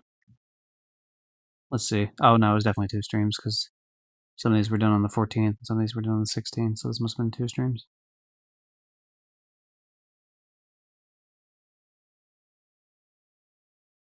Obviously, a funny meme game, but yeah, I think because there's so many different varied ways to do the levels and the way that interacts with how you approach tackling things, I feel like that adds a lot more variety than whereas Slender, it'd be like, okay, well now it's still just kind of running left or running right sort of deal. Whereas like Guts and Glory, there's a lot more. No, there's just more to it. The Walking Dead, the Telltale Definitive Series. So I'm pretty sure I rated all these other ones previously in terms of like season 1, season 2, season 3, season 4. I definitely rated those. The only one I may not have rated, even including like the 500 days thing, it was the 500 days didn't even get its own special. Oh yeah, it did. It was episode 6 they call it, but whatever. So in terms, of, I don't know if I rated Michonne back when I did the other ones. I feel like I would have waited for this instead. Michonne, I thought was kind of a shitty story. Like I'd say it's the worst story out of the whole group. Some people give shit to season 3, but honestly, I liked Javi's story for the most part. Like the vast majority of the story I actually liked. I feel like people just kind of like, oh, because Clem, we want more Clem. And I mean, there was some retcon shit they did for Well, not really retcon. They just tied up the plot threads of season 2, kind of not great. But to be honest, season 2 itself was not great. So it's the last half of season 2 was kind of shitty. So whatever. Which sucks is the first half of season 2 is great, but the last half of season 2 is ass. So season 3 being not its highs do not hit the highs. I feel like of season 2, but especially because Gabe's kind of an asshole throughout a lot of it, and it's just not fun to be around him. And it's like, oh, he's a teenager. Like, okay, I get it, but like, it's still annoying. Like, oh, he's designed to be annoying. Like, cool. That doesn't change the fact that it is annoying. But the whole Michonne thing is just like, it was just weird because it's like you could tell the truth throughout the whole like beginning section, and you still get fucked over for it, and it's completely not your fault, and you're just like stuck in a absolutely shitty situation.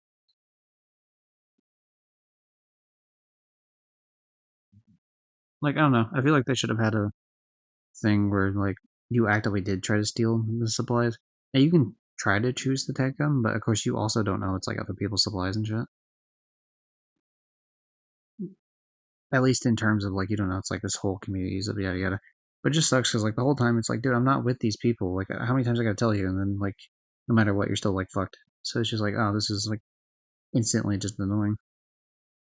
It was interesting to get a little bit of the backstory of Michonne though, in terms of like the character itself, because I have never read the comics. I've only seen the show. Most of the seasons of the show I fell off after the fake out death of a certain bridge scene, I'll say. And so that's not even.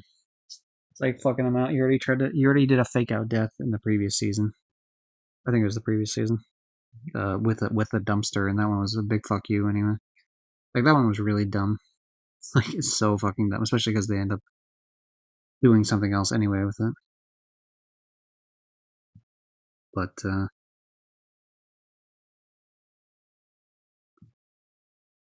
other than that, like I mean, a little bit of backstory of Michonne, but otherwise I didn't really give a shit. So it's lame as fuck.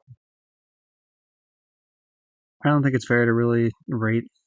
Like I think keeping the ratings from the previous games I did is fine enough.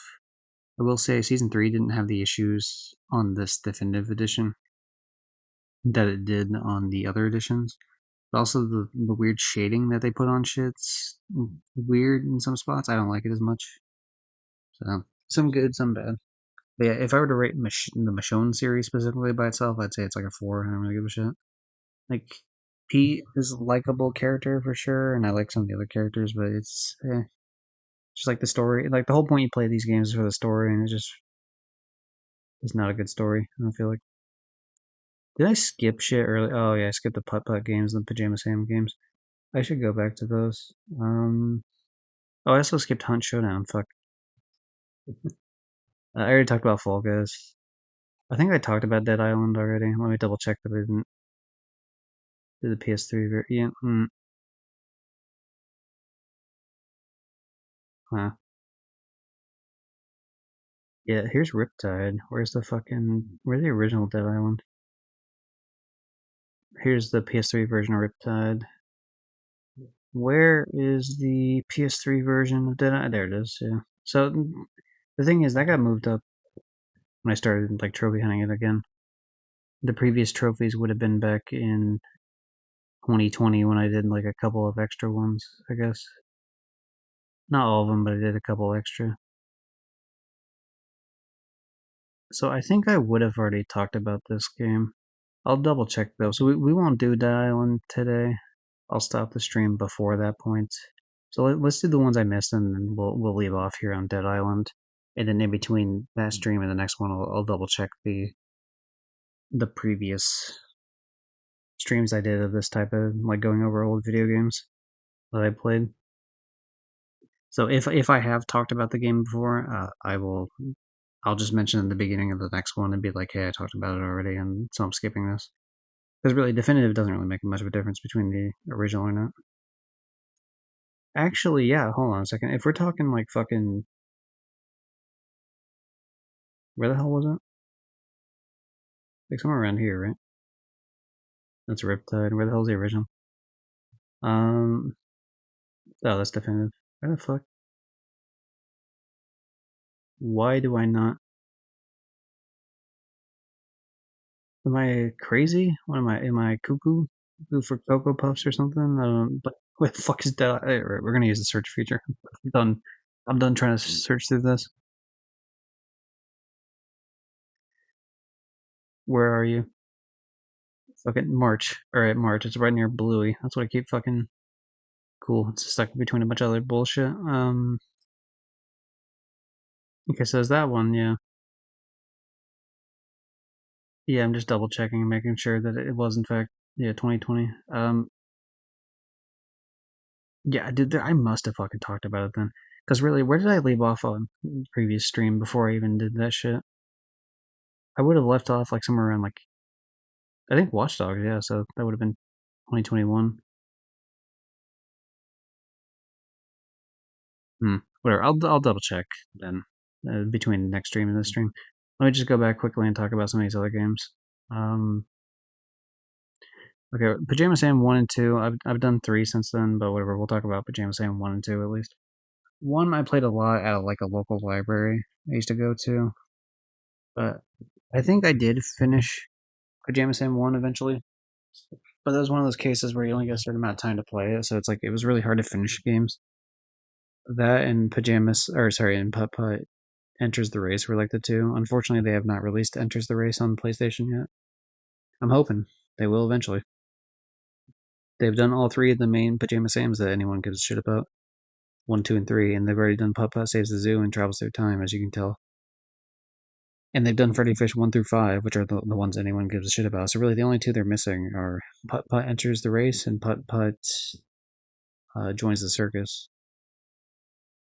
So I'm hoping those 2 get released soon. Like, because those especially Enters the Race, like that one's really important to my childhood.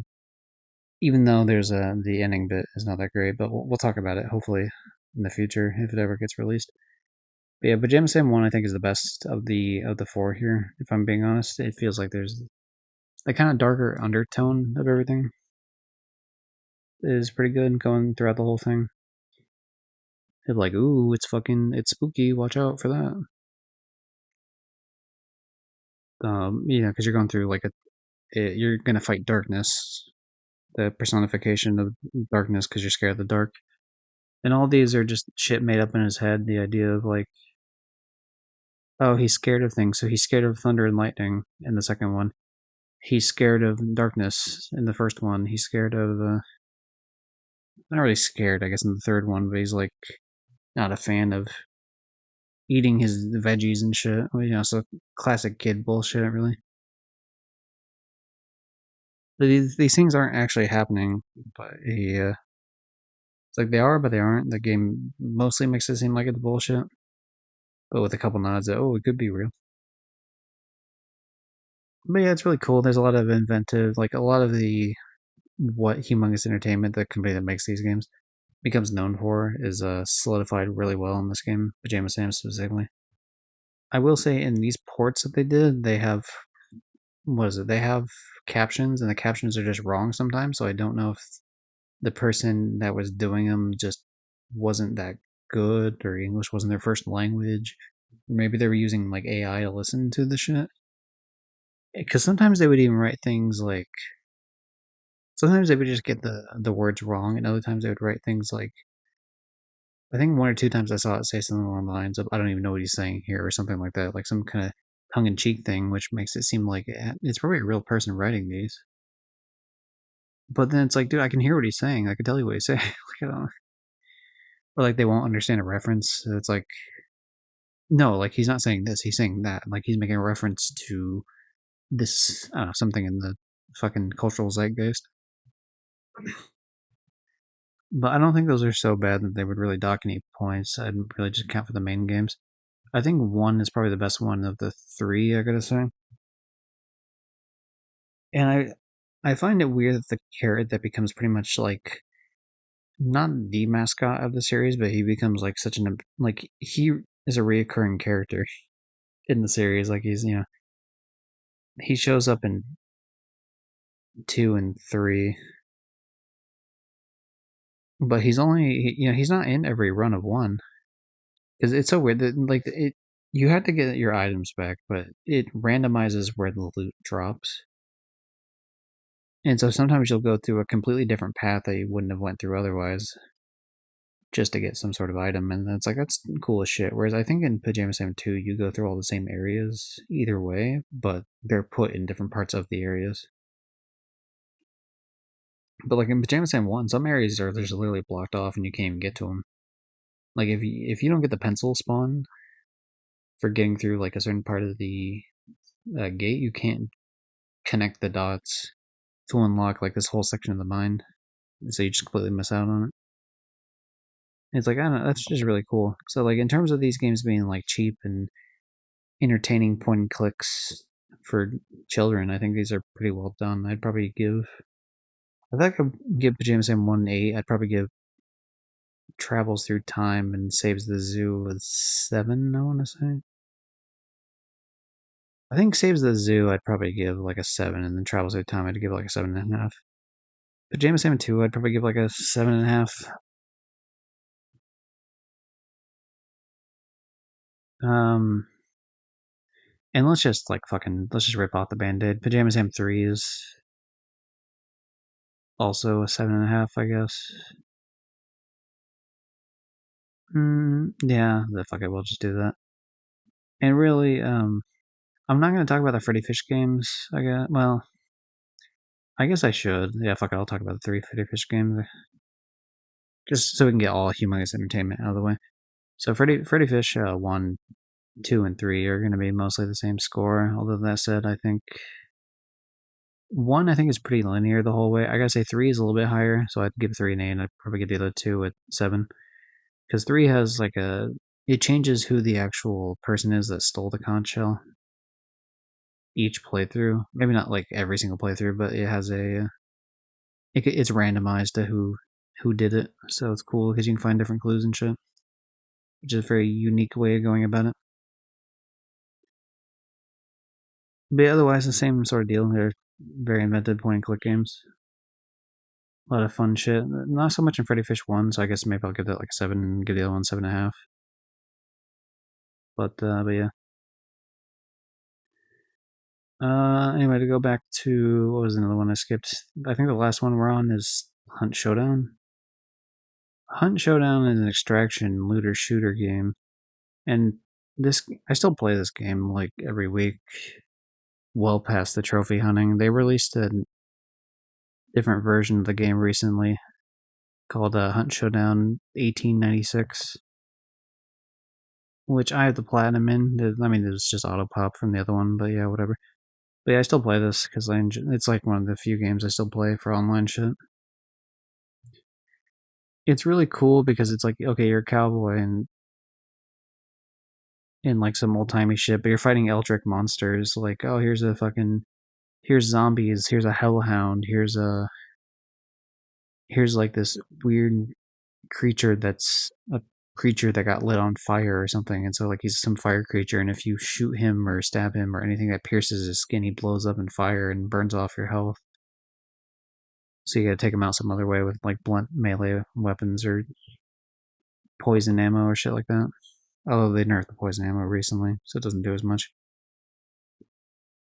But yeah, shit like that, and there's these big bosses, like these weird creepy spiders with skull heads, or crocodiles with lightning powers, or fucking this guy who's like part bird and he has like a plague doctor mask, and I don't know, he's like a weird freak giant boss monster, or like this yeah, a bunch of other shit like that. A guy with a pig mask who's huge and he just swings around a hook. He's probably the most normal one of the group, I guess. But yeah, the idea is you go into the matches, you try to do your challenges, I guess, to an extent. You collect the boss token by killing the boss and grabbing the bounty, or killing someone who grabbed the boss's bounty or whatever, or just taking the bounty even if someone else killed the boss, and you get the fuck out. 45 minutes of the match. If all the bounty tokens are gone out of the match, it reduces down to 5 minutes. Uh, you're allowed to leave at any time as you go to like the randomized areas that you can leave at. like the exit points. But obviously, the whole point is you get in there, you fight people, and you fight bosses, and you fucking leave with the shit. You have different abilities, like traits and such, that give you like different weapons and different abilities that give you an upper edge in combat. Like, oh, this one lets me shoot my gun really quickly, or this one lets me heal for more health or quicker. Or here's one that lets me fucking revive myself once. Here's one that I take less damage from fire or fall damage or poison or bleeding or whatever the fuck. There's a bunch of different type of shit. Oh, I can see where dead bodies are, etc., etc. But yeah, it's a very slow pace because it's like a cowboy thing, so the guns usually take forever to load and ammo is scarce. And sound, it's a game where like sound is very important. I've never played a game that's been so sound heavy that where you really have to pay attention. Like you just letting people know where you're at. Just from like, I mean, sometimes you get found out by accidentally cracking a branch by just walking out in the woods, and then you get just fucking blasted. And so yeah, that's it. I love that because no other game I've played has that sort of sense to it. The only game I can think of that's kind of close, and it's not close in terms of style of gameplay, but in terms of like, oh, you have to take things slow and it's kind of scarce on ammo and shit. Like The Last of Us multiplayer was kind of similar in that, but like it's not even the same thing at all. Like it's so vastly different. But it did have that little bit of an aspect to it, not fully, but like where it's like you can't just go in like guns blazing. You got to take your time. Yeah, you surprise is like king in the game for sure. So it's one of those where it's you're tracking people in the woods and you're trying to you obviously don't sprint up to them because they'll hear you, but you're tracking them. They're sprinting. You take a shot, whatever. Or someone knows where you're at. You wait till they get to a certain area. You fucking they hit one of your traps or something, and then you can come out and blast them. Or you know where some dude's at because he took a bounty, so you go chasing him in the woods like a madman. Like there's a bunch of cool shit to it. I highly recommend the game for anyone wanting an extraction looter shooter that's a little bit more patient, I guess. Um, I do have my issues with it for sure. If I find the MMR things kind of weird, it's their skill based matchmaking, which is fine and it makes sense in some sort of sense. For example, they have a system from 1 to 6 stars, and that's how they rate you. And the higher stars you have, or the more stars you have, the higher rank you are. And so, if you're playing solo, you end up against people that are lower MMR than you to balance it out because they have more people, and you can only revive yourself once. And most of the time, if you're down, they're probably watching your body anyway. Whereas if you're playing with teams, obviously you have more people to help you out, and they can revive you as much as well, not as much as they can, but they have more opportunities to revive you. So if you're playing in a trio, you get people that are you'll fight solos that are higher MMR than you, and you'll fight teams that are like around your MMR. But the issue I find is even if like say you got groups of like, hey, I'm three, and one person on our team is four. Which right now I think I'm an MMR 5, so it doesn't really matter. Maybe a 4, it depends on how my last game went. But if we have like threes and fours, like we even out to mostly like a 3.5 score. And yet we'll be fighting people that are like 6 and shit, and that's just because there was less people playing. I think it's less of an issue recently, I guess, because there's more people playing, but it still is an issue. It's like, dude, why are we fighting fucking 6 stars when like, not right now, I'm not a 3 star, but like sometimes, I'm not patient enough usually to be a consistently 5 star. I'm usually sit around like the 4 star range, sometimes down to 3. But yeah, it's just one of those where it's like, what the fuck, man? Or a couple other times, there'll be like some kind of wacky shit. You'll miss a shot here and there. You're kind of like, I don't know about that one. Or the fact that like headshots one shot no matter what. So like sometimes you'll be running, even jumping or like zigzagging or whatever, and you still get shot in the head. And you're like, what the fuck, man?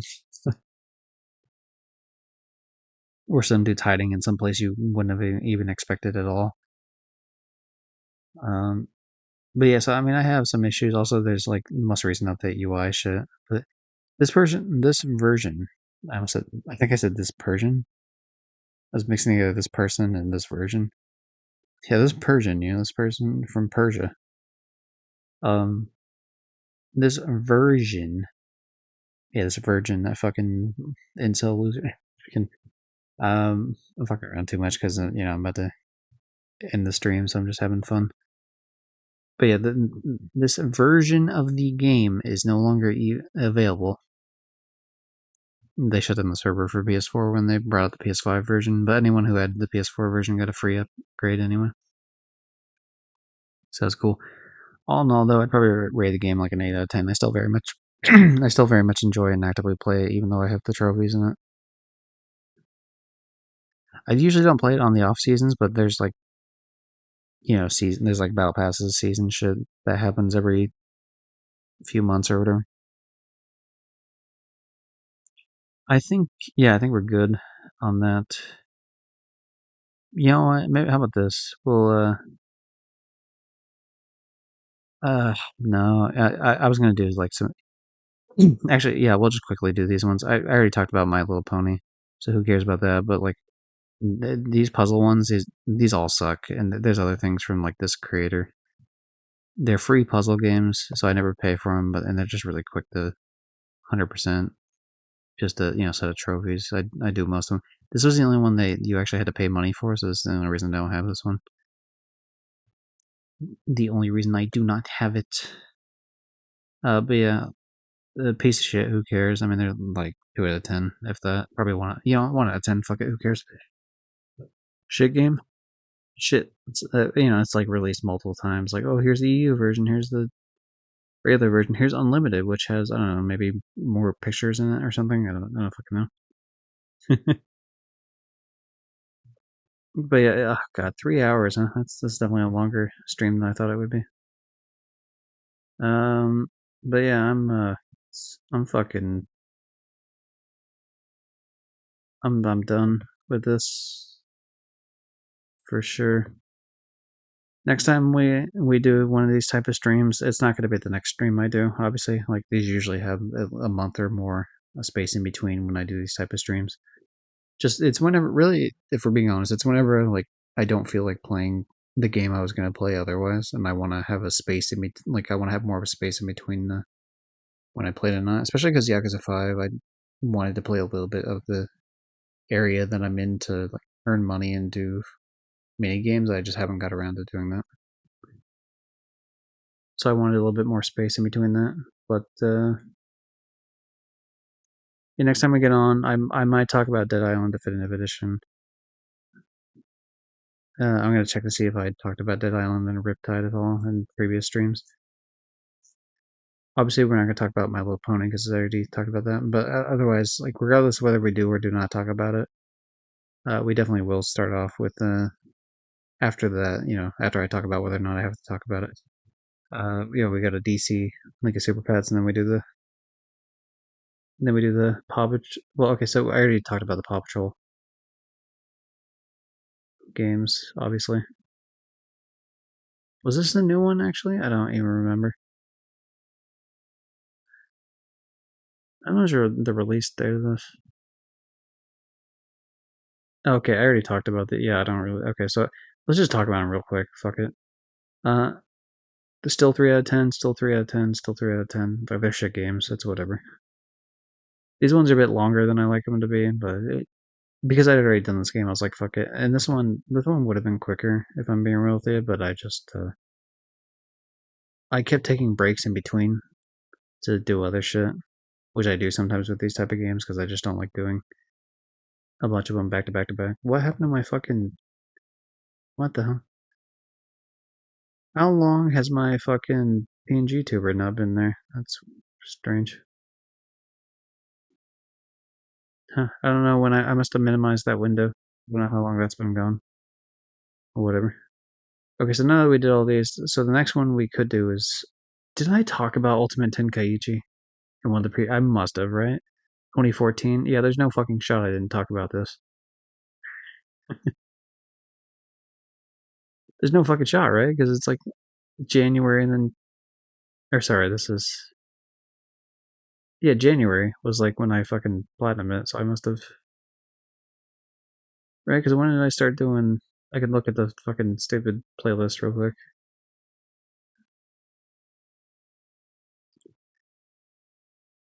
Yeah, videos. When the fuck were these released?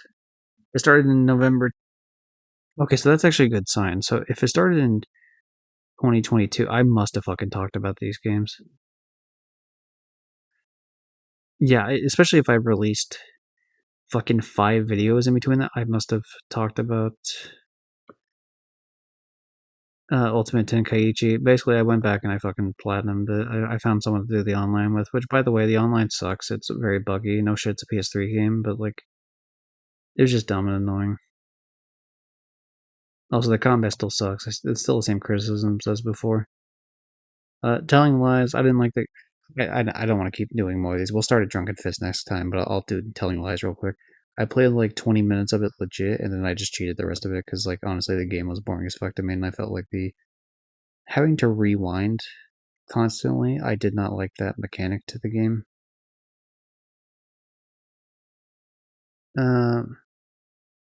What does it say? Do not play this if you don't enjoy.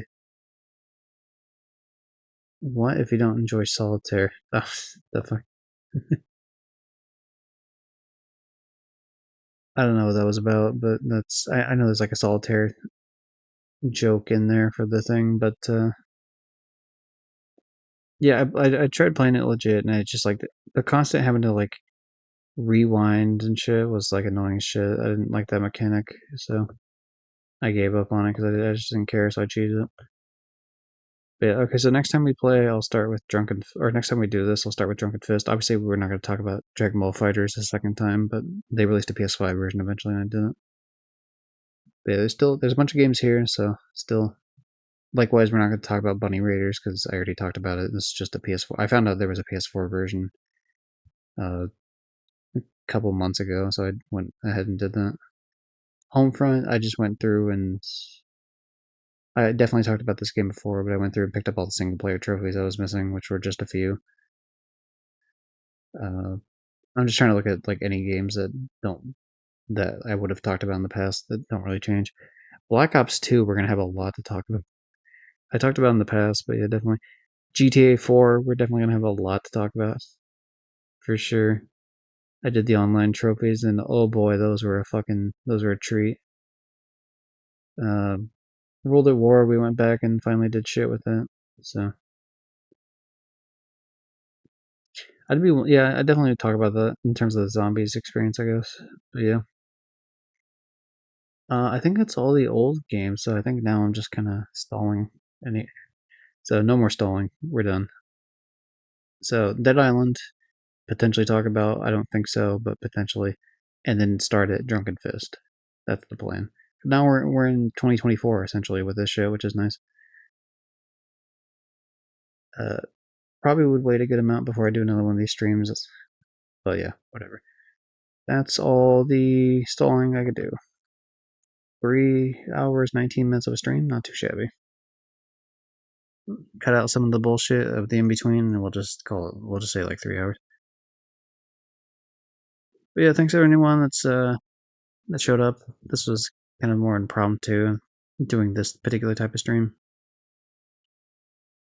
Thanks to chatters, of course, Johnny and then Juju and Ritos, and as well as thanking Ritos for the raid.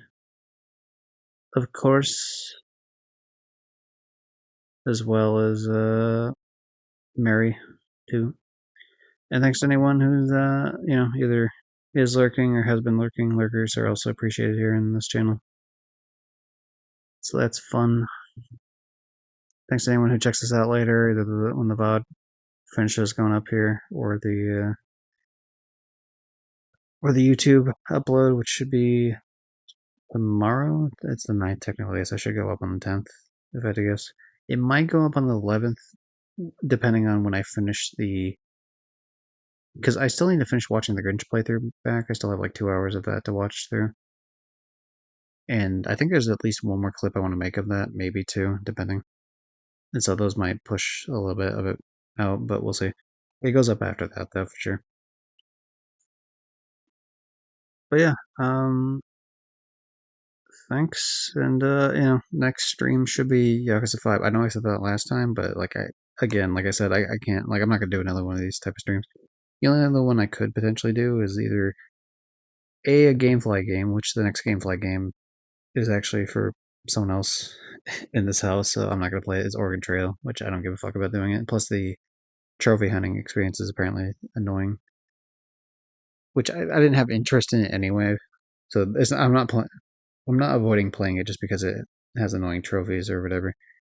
That's just if it had like easy trophies, I would have played a game that I otherwise was not interested in. Obviously, I've done plenty of that. This stream proves that, but only if it's like easy and quick, which this doesn't look easy and quick. So I don't give a shit. So that's not gonna happen. So really, the only other situation then is either play Yakuza 5 or I fucking play or I because I'm not gonna play like Freddy Fish or anything like that.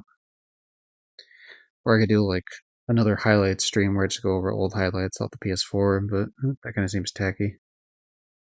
So fuck that noise. Anyway, we're yeah, I don't really feel like raiding. Fuck it. So we're just gonna end the stream then. Catch everyone next time, probably in like 2 or 3 days. I want to say something like that. Do do do do do do do and stop streaming.